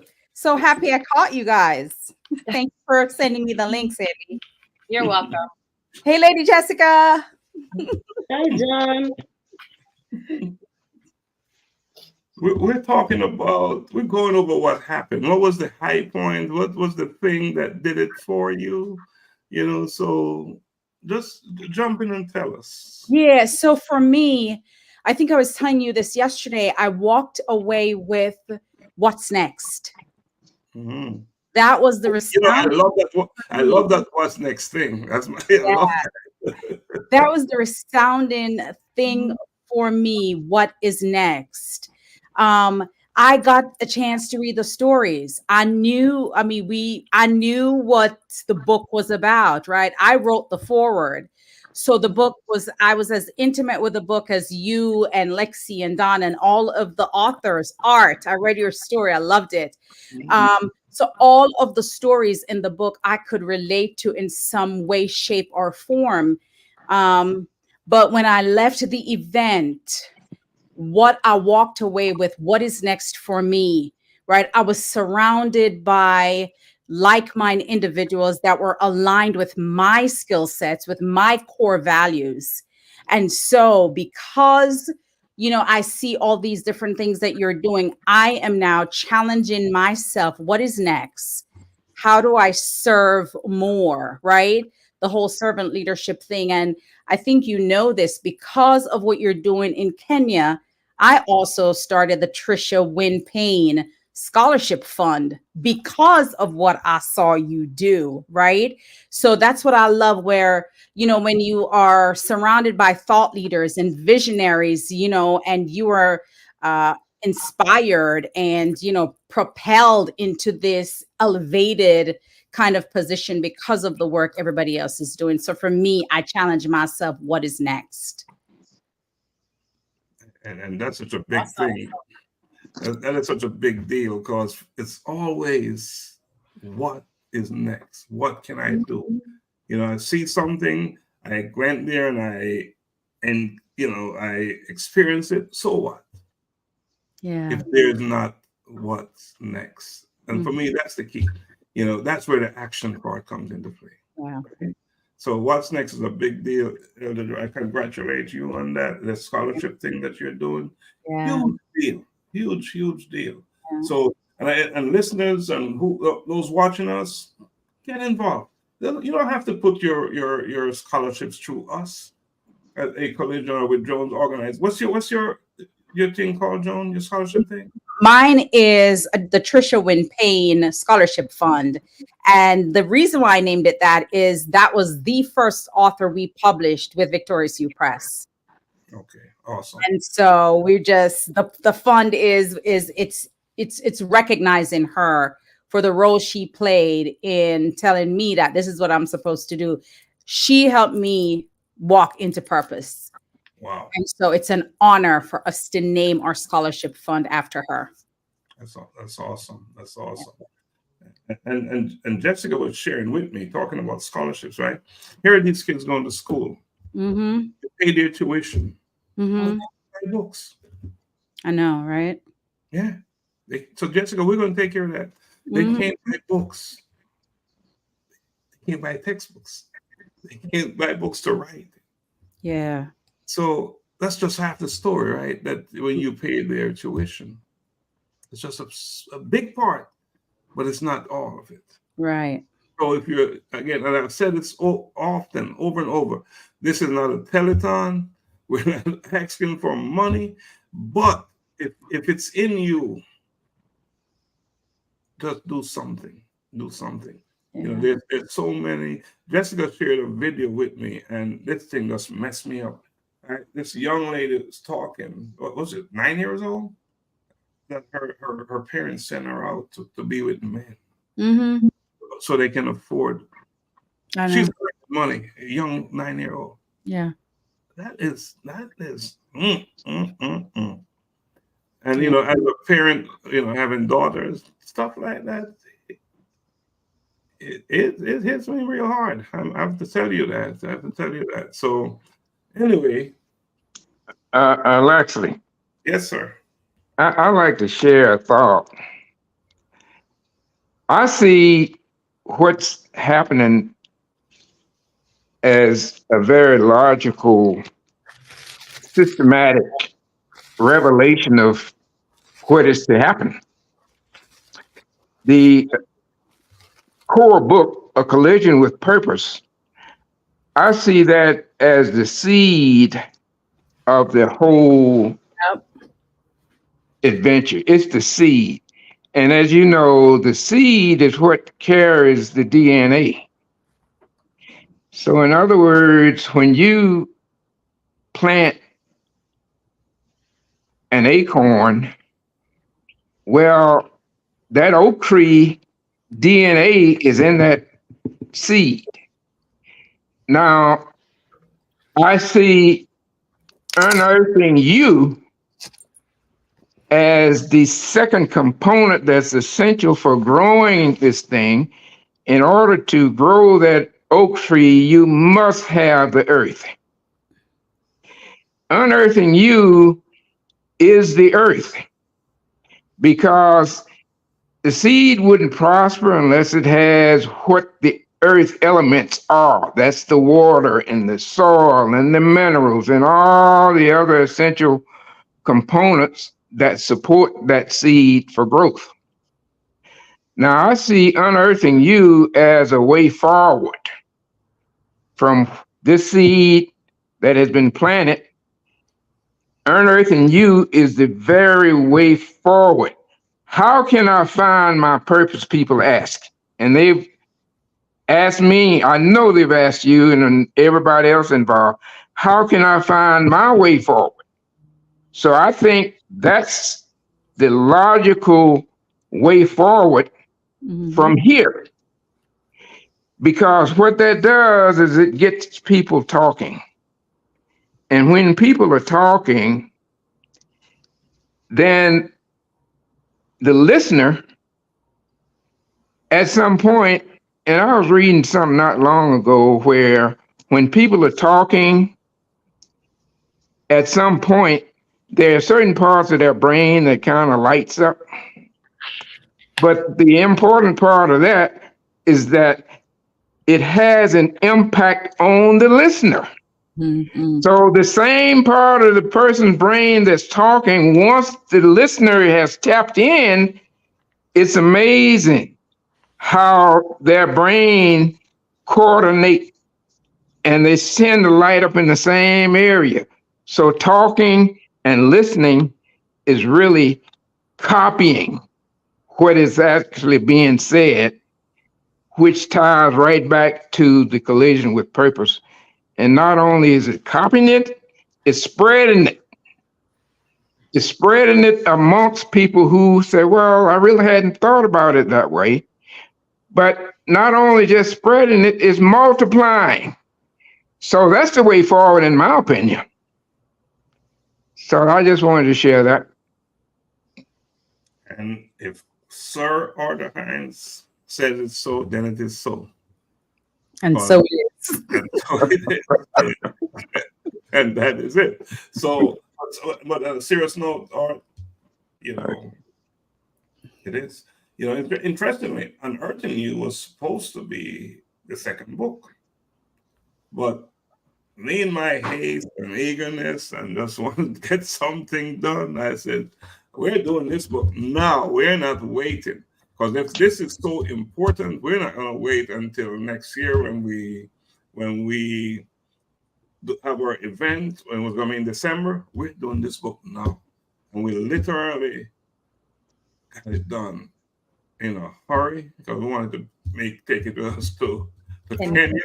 So that book, so Art, what you're saying, but guess what? It's still doing that, just as you described it, right? So now we have one, and we have the other, and you're correct. One, the Unearthing You is the way, shows you how to get it done, how to get there, right? And that's exactly what it's doing. But I want to say something. There is another version of Unearthing You coming. Mm-hmm.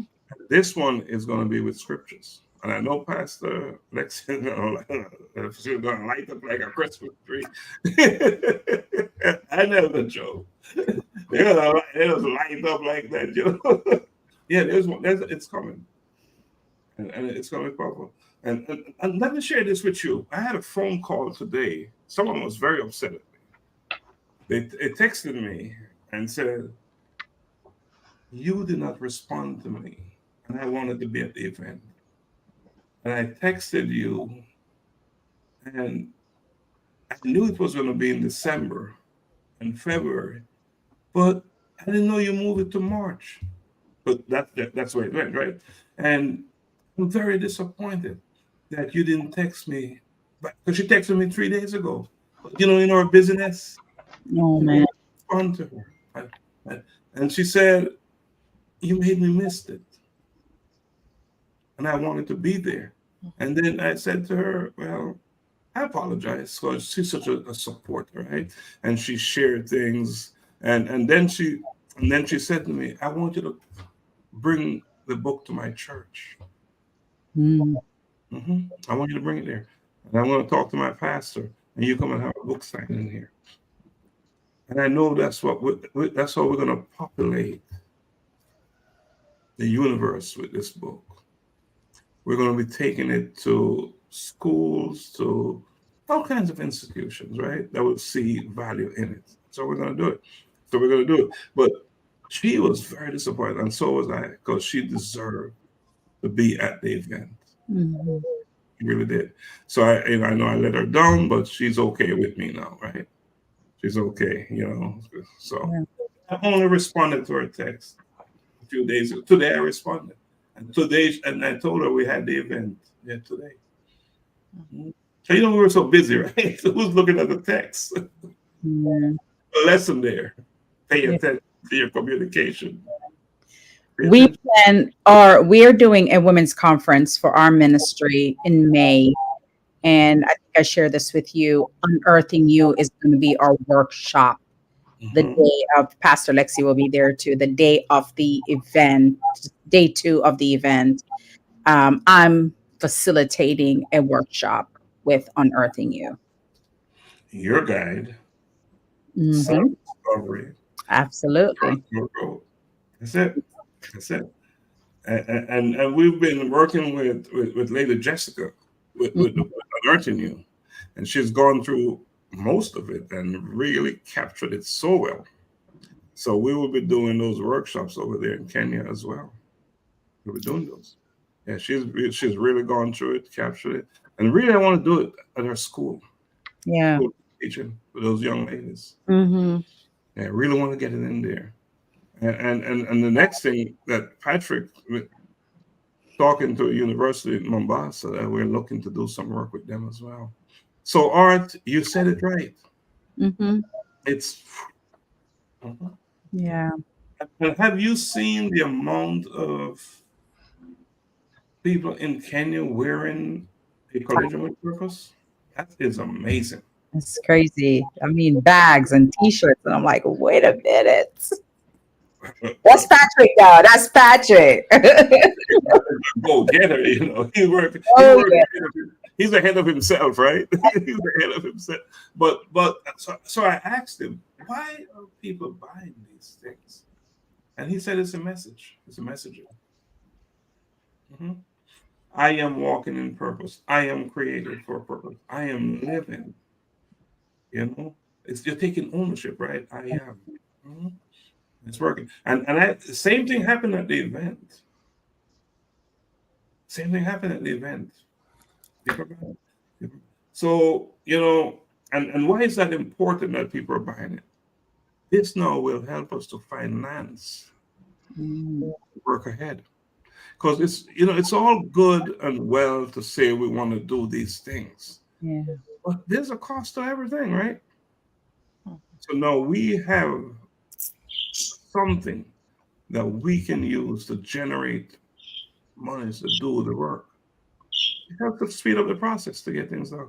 So we'll never hear that there's some kids in Kenya or in the Black Belt where artists from in Alabama that can't do something, can't go to school, right? Art in the Black Belt. We know how that Exactly. Yeah. And if you ever hear that story, that's the story. We're going to do some work there. And so with these line of stuff, we're going to do the sneakers. You know, we're doing everything. We're going to have a full line. And talking about growing it up, I'm going to put this out there, right? If we need to get everyone involved, not because it's us, but because you need to be a part of something that is serving humanity, serving mankind, serving you. And that's what the collision is purpose all about. It's so bringing us to that place where we now understand ourselves better and preparing us to be better citizens, better members of our communities to do work. And because all of us have children, right? And some of us have grandchildren, right? So what will the world look like if we don't play our part? Get it straight. And that's what this A Collision with Purpose is all about. Nothing else. Building communities. Yeah. An idea whose time has come. and Ms. Jones is blazing the trail. we all should follow her footsteps. Absolutely. You know, if I didn't get a chance to say what I wanted to say, but my thing was going to be about the power of an idea. So I was going to speak on the power of an idea. And I was going to use the collision with purpose as an example of an idea. Because I literally just got up, woke up, and say, I want to do something about purpose. Because I felt so uncomfortable. The day before, I did an interview on a program called Leafless but Not Lifeless. And I wonder, why would anybody look at me and say I'm in that category, right? But I went and I did it, and I walked away from it and said, well, I'm not the dumbest person out there. I have some skills. But am I doing what I should be doing with these things that I have? And I came to the conclusion, I said, no, you're not. And I said, if I'm not doing it, then probably more of us, so many of us are not doing it. And why are we not doing it? Because we don't know why we're here. We're here for a reason, but we don't know what it is. So I went to bed that night, and I woke up the next morning heavy. And I said, Kiana, I want to do something about purpose. And that's exactly how it came out. And I didn't have a clue. And I said, and she said, and I said to her, she came up with a name. You know, I'm not that bright to come up with those kind of names. She came up with a name. And then I said, how do I get it out? Because I asked them, you know, I don't just do stuff. I asked him, because I have to protect them. They don't want to do something crazy, Dad. You can't do that. So she said, go take a walk in the park and talk about it. So imagine you're in the park walking, and then you come and post it on YouTube. People say, this guy, he lost it. But that's exactly how it came about. And then I said, I'm going to ask my friends them to give me some short 1-minute videos. I'm not brave enough to ask them for an interview yet. I'm not there. And then after the 1 minute, I said, they're sending them in. They're sending them in. I said, let's do interviews. So I went, and the first interview was with Donna, CFO, and we did one interview about 10 times to get it right. And guess what? The first interview we did is the one we used, not the other ones. So that's literally. And then Donna said, you need to do a book. You need to put. I said, a book? What do you mean a book? I'm not there. Art, you know me. I'm about, who's gonna read? I'm about, let's do it, right? Yeah. And that's exactly what happened.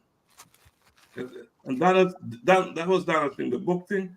And then, but we said, let's do it. And then next thing I know, I'm getting calls from all over the world, literally getting calls from people all over the world. It's great. It's amazing how it happened. So I knew that it's not my thing. It was something much bigger. I couldn't do that, right? I remember the day. I remember exactly where I was the day. I was going to the farmer's market. And that was the day when we were trying to decide what are we going to name the sections. Remember? And we were going back and forth with the name for each section. But I just love how, it came out so beautifully, right? Pain to purpose, crashing into purpose, because that was me, I crashed into my purpose. But and it was important to kind of give it the sections, right? Just so that people can read it in bite size. And instead of a book, we're just chapter after chapter after chapter. Each section kind of talks about, what this means. And it also helps people to understand too and think about it. Oh, really? Crashing into purpose. Purpose by design, because some people, like your granddaughter, she knows she wants to be a dentist. That's it. That's already there. And more than likely she will be. Right. So she's already carved it out. She knows it. But there's others that something traumatic has to happen for them to recognize, wait a minute, all of this was being built up for me to be able to walk this out. So it's powerful. The sections were so powerful. And so I always say this was a case study, right? Research. And that's what I wanted to present it as. You remember? Yes. For me, it was a case study, right? Yes. And the individuals I'm interviewing, they're the population of the study. That's what I was doing. Yeah. And from that case study emerged 3 themes. And those are the themes, right? For me, that's what it was. I was going to publish it in a journal.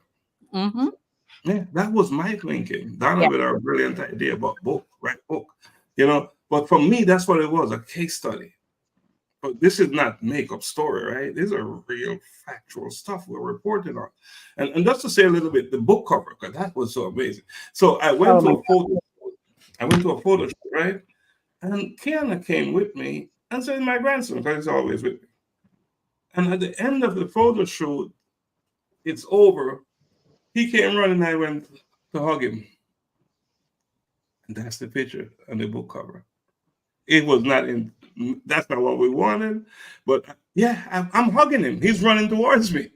And I'm hugging him. That's what happened. He's running towards me. And I said, that's it. Done deal. And my guy, Shella Top Star, one of my recording artists that signed to me, he did genius work to make that into what it is. When I tell you what he went through for the light to come out of that circle, there's an empty hole there, and then they shine light from coming out of that. It was just amazing how he did it. So gotta give him credit, big him up, because he made it happen. Elder Joan, the publisher, it's just an amazing story. And I'll tell you this, I'm still interviewing. If you want to come on, we're still interviewing, because there's going to be a book 2, book 3, and this topic, In Pursuit of Purpose, because as Art said it, this is the foundation. The collision of purpose in pursuit of purpose. it can't just be one volume or two, because the stories are changing. The stories are different. It's endless learning, endless examples, right? So you can't stop it there. So I can see Donna start planning next event, but we're going to do it in February, Black History Month. Start planning it. Donna, start planning next event. Oh, it's already. I mean, it's already in my head. So Okay, all right. And Jessica, we're doing it in Kenya as well. Patrick already said that he told me we'll have 5,000 for our first event there. That's what he told me. And I said, we're good with that. He said, no less, 5. And so we're doing it in Kenya. We're doing it, so it's an annual thing. It's an annual thing, and it's a good thing. How was the saxophone played? Fantastic. Saxophone player was good, right? Absolutely. Yeah, he was fantastic. Yes, he was great. Yeah. He came in from Connecticut, right? Yeah. He's my bandmate. We played together. Yeah. We were in the same band, yeah. And when I told him, I said, we're thinking about getting someone here locally. And then Donna, I was in the car. I said, let me call my buddy Joey. What did he say, Donna? I'm in, just like that. And he left here this morning, and you know what he said? I want to take this back to Connecticut. He said he was backstage and he was mesmerized. He said he was watching everything and he was so, goodness. So he wants to go back and do what we're doing here. We could do a Collision with Purpose, the tour, and take it to different cities. That's exactly what we're doing. I said, right, Joe? We're going to take it on the road. Yep. Yeah. All right, you said we need it, right? Yep. Okay.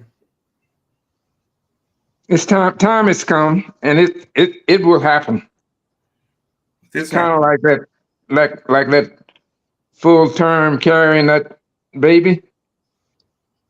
It's not going to sit there for 12 months. It will happen. You gotta come on. You gotta come on. So it is what it is. We've been on now for 2 hours, 17 minutes. So let's just do a around the table and close it out. Because we have some work still to do. Now, how was the brunch? Oh my God! Don't even talk about the brunch. The brunch was the cherry on the top. The cherry on the top. It was the cherry on the top. Oh my gosh! Oh God! The best ackee and saltfish I've ever eaten, ever. This is amazing. Well, they call me a dumpling. No, somebody couldn't manage that. Pastor Lexi went in. She went in. Oh, I went in. The dumplings, I had everything. Yeah, I'm saying Pastor Lexi don't know, but then I keep forgetting she's from the islands. Yes. Yeah, I keep forgetting. But she jumped in. Yeah. So we can't do it forever. So we have to close it down. So, but it's been so awesome, just having this conversation and just going for all of us. We're so involved with the Collision with Purpose and the book, all of us. So, we'll continue to work. But let's just go around the room and say our final thought for tonight.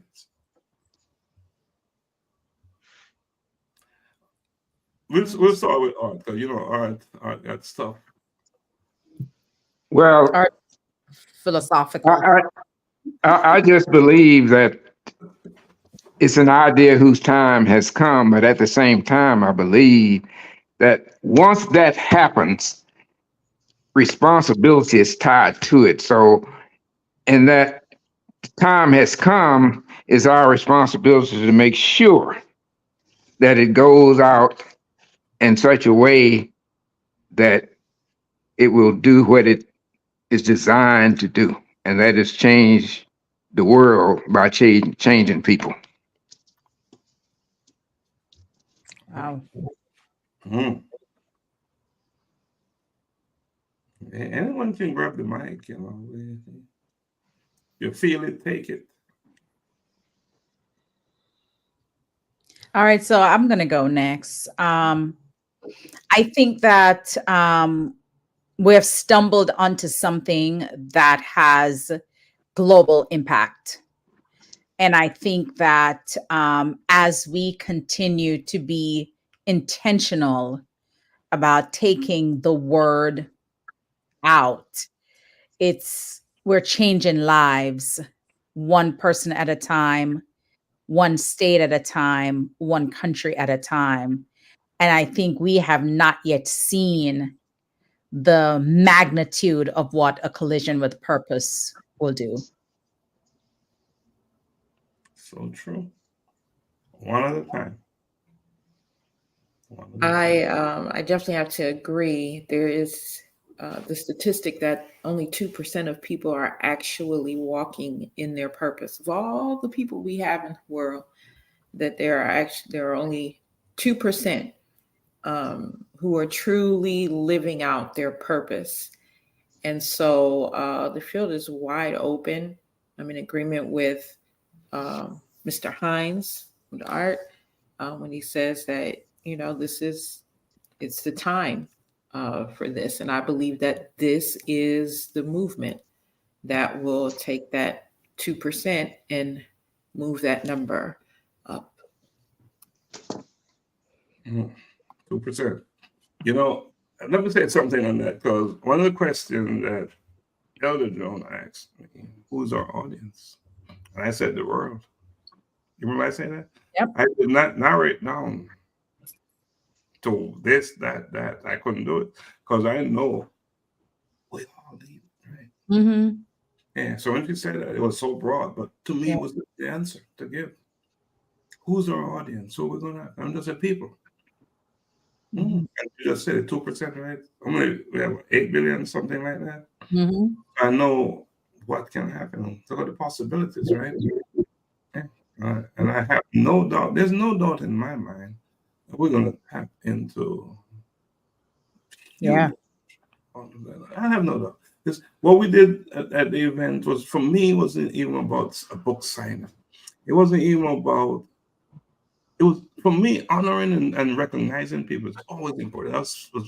But for me, it was an introduction of the Ecology and Purpose project. You know, we're coming together and we're saying, this is what we're doing. Here's an introduction. This is what it's going to look like. So we know if we start here, it can only get better and better, a bit more impactful. Yeah. So, Jessica. Yeah, I think what I can say as my closing remarks is that for now, it's now high time that this news has to go around the world. As the response you gave to John says, the audience is the world. It's true that this message belongs to the whole world. It is time that the world and the people around the world have to know this thing about purpose. And it is us to do it. Let us spread the news. Let us talk to people about purpose. Let us help people discover their purpose. Let us help them live in line with their purpose. And I know with that, the world will be a better place. Thank you. Thank you. All the way from Kenya, it was 5 something in the morning. Are you teaching today? In school today? Yeah. In fact, immediately after this, I'm preparing to go to school. Well, you'll go there in a good place after this conversation. You'll be so. Pastor Lexi, the honoree and collaborator. Oh, what a night. If I could sing, I would sing, oh, what a night. So, Pastor Lexi. Oh, I already spoke about the 2%. Oh, you did? Pass the mic. Hmm? You're honoring a collaboration. Listen, somebody put something in the chat that is profound, and I want to read it. It says, "This is and will be the light to so many who are wandering in the dark, searching for purpose." That's great. Can we put it on the screen? Can we put it on the screen now? Mm-hmm. Wow. Yeah. Mm. That's big. Yeah, that's big. That's big. Huge. That was one. That was one. Mm-hmm. One is one of my original when I was into mentoring people. He was my it was my mentee. And what a joy to see who one is today. You know what I'm saying? Yeah. And to know that we did so much in his when he was a younger guy, you know. I'm so proud of him. Every business that I've ever done, because he was a pastor from back, young pastor, and Wow.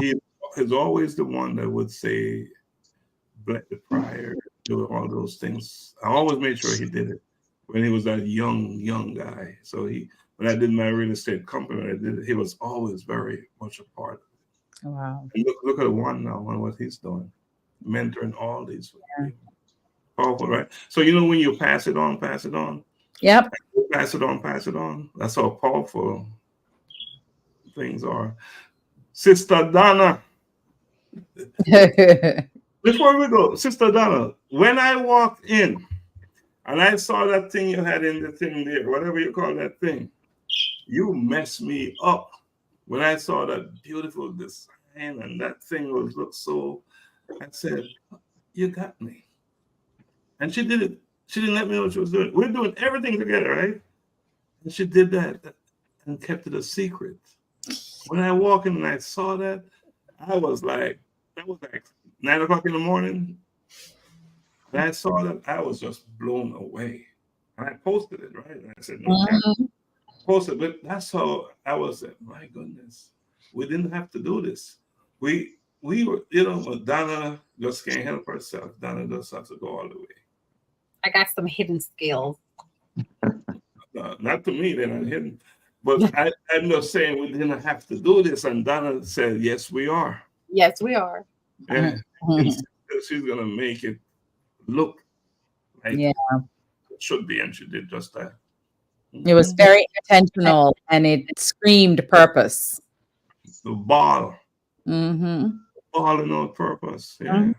Hey, Donna, and you, but I got your back. I got you. I got her back. So Donna, Donna, you're closing.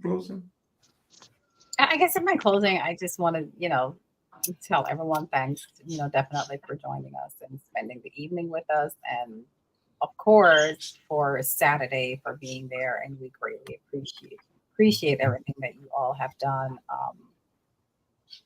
I think what's great with Dr. Stephenson and myself is that we have the same vision as to where our collision of purpose is going. And so we know that everything that happens, nothing is really surprising. Nothing is really surprising because we know that it's the powers greater that is propelling this movement that is happening, because it is something that needs to happen. And we're just thankful. We're thankful and we're humbled that we're in the right place at the right time. Just to be the conduit where we can impact and change individuals' lives, whether it's abroad or here, just like how we had, our MC said earlier that, this event actually made him have to start doing some deep dive look into his life and his being and really start looking at, his true purpose. So I'm happy that it did what it was supposed to do. And I'm happy for that, and I'm grateful for that. So, and I'm happy for Dr. Stephenson, and I'm proud of you that you have done all this great work. So, and we'll keep pushing each other. My crazy ideas as well. I'll come out with some crazy ideas. Oh, we're gonna do this. That said to me. They always say, "Can you stop talking? I'm writing." You're driving me crazy because my brain is messed up, right, Donna? Yeah. I was having a conversation with our good friend, Dr. Cecelia, and she said, "How did you end up over there when we're talking about this?" Right? And yeah, how did you end up over there? Because the new idea does flash. Yep. Yeah. That's visionary. That's how it is. Yeah. But what is good with working with Donna? Have What Donna can do, I can't do. And don't want to do. Honestly. When Donna can fine tune in an art, you know this. When Donna will dig in and fine tune it, and I'm not there. I'm gone. I'm leaving you. I'm going after something. Seriously. Going after next. I'm not built for that. And Donna will make it right. You know, I'm just doing it. Right or wrong, right, Art? Because it must be right at the end. At the end, it's going right. It may be some hiccups here and there, but who cares? Donna, sorry to say that, but that's my approach. So what? It's the ultimate thing, right? We're going after. So, I'm very, as Donna said, very humbled. I don't know how I end up here. I always tell you that. I honestly don't know. When I've done some things with leading and growing organizations, or do you know that I've gone into places where I didn't know anyone, and within 3 months, I have like 3,000, 4,000 people following me, right? I've done that, but something like this I've never done. Those were tangible products that I did stuff like that with. Tangible. You could place your hands on it. You could say, this thing here is something totally. And I think it's a good thing. I don't want to wake up. I want to live in that dream state with this and stay in there, honestly, because I think that's where it works best, and that's where I am with it. I'm still in that dream state where ideas are still flowing, they're still coming out, ways to grow it, to build it are still happening. Once you get and you start to say, it's me, you're in trouble. Yeah. Right? And I'm so grateful that I have such powerful individuals who are on board. Pastor Alexi, from day one when you didn't even know me, and I asked you to come and do an interview, and you I don't remember what you said, but it was yes. Straight off the bat. It's about purpose I'm in, right? I knew Art, I targeted Art because I know Art very well. I said, this is the perfect person. I don't know if I told you that. Art is the perfect person to have this conversation because I know Art. We've been friends for 20-something years doing different stuff. So I know that. Elder Joan and Donna introduced me. Donna's been wanting to introduce me to you for years. But it didn't happen for the right reason. Right. Yeah, Donna always say, you got to meet my cousin. You got to meet my cousin. And she said that to me all the time. Which cousin are you talking about, Donna? Always saying that. And then we met. We met. And then when Donna told me that you're coming to Kenya, she didn't ask me. She said, you're coming to Kenya. We're going to Kenya. Okay. I swear to God, I had no idea why, even during the meetings, why I was going to Kenya. And then Art, guess what? I was the only dude. I was the only dude. Oh. The only guy on the trip. No wonder he kept pushing. There were 12 women. 12 women and one guy. 12 women. I kept pushing Art. And I'm thinking to myself, no, sir, this is not right. Why am I here? And he kept asking me that. Hey? And I'm like, you kept asking that question, like, what are we doing? I'm like, I don't know. I'm like, we're just going. I'm the most unlikely person to be going on a missionary thing. Oh my God. And then I said to myself, you know what? I can only learn something. Yeah, that's what I said. So what do I have to lose? I can only learn. So I just said, whatever, man. I can only learn. So I come to the meetings and I check them out. And the more I came to the meeting, the more it made sense to me because I'm not watching the mission. I'm watching who was recording it, and that helped, right? So yeah, it didn't make sense. Art, I was the only dude. Yeah. Yeah, that was wild, right? That was wild. Well, there's always a bandwagon coming.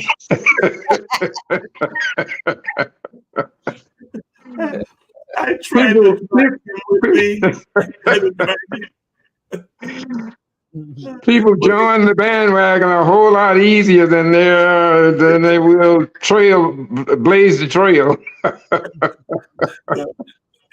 But now it makes sense, right? At least in my life. Yeah. I've always been surrounded and led by strong women.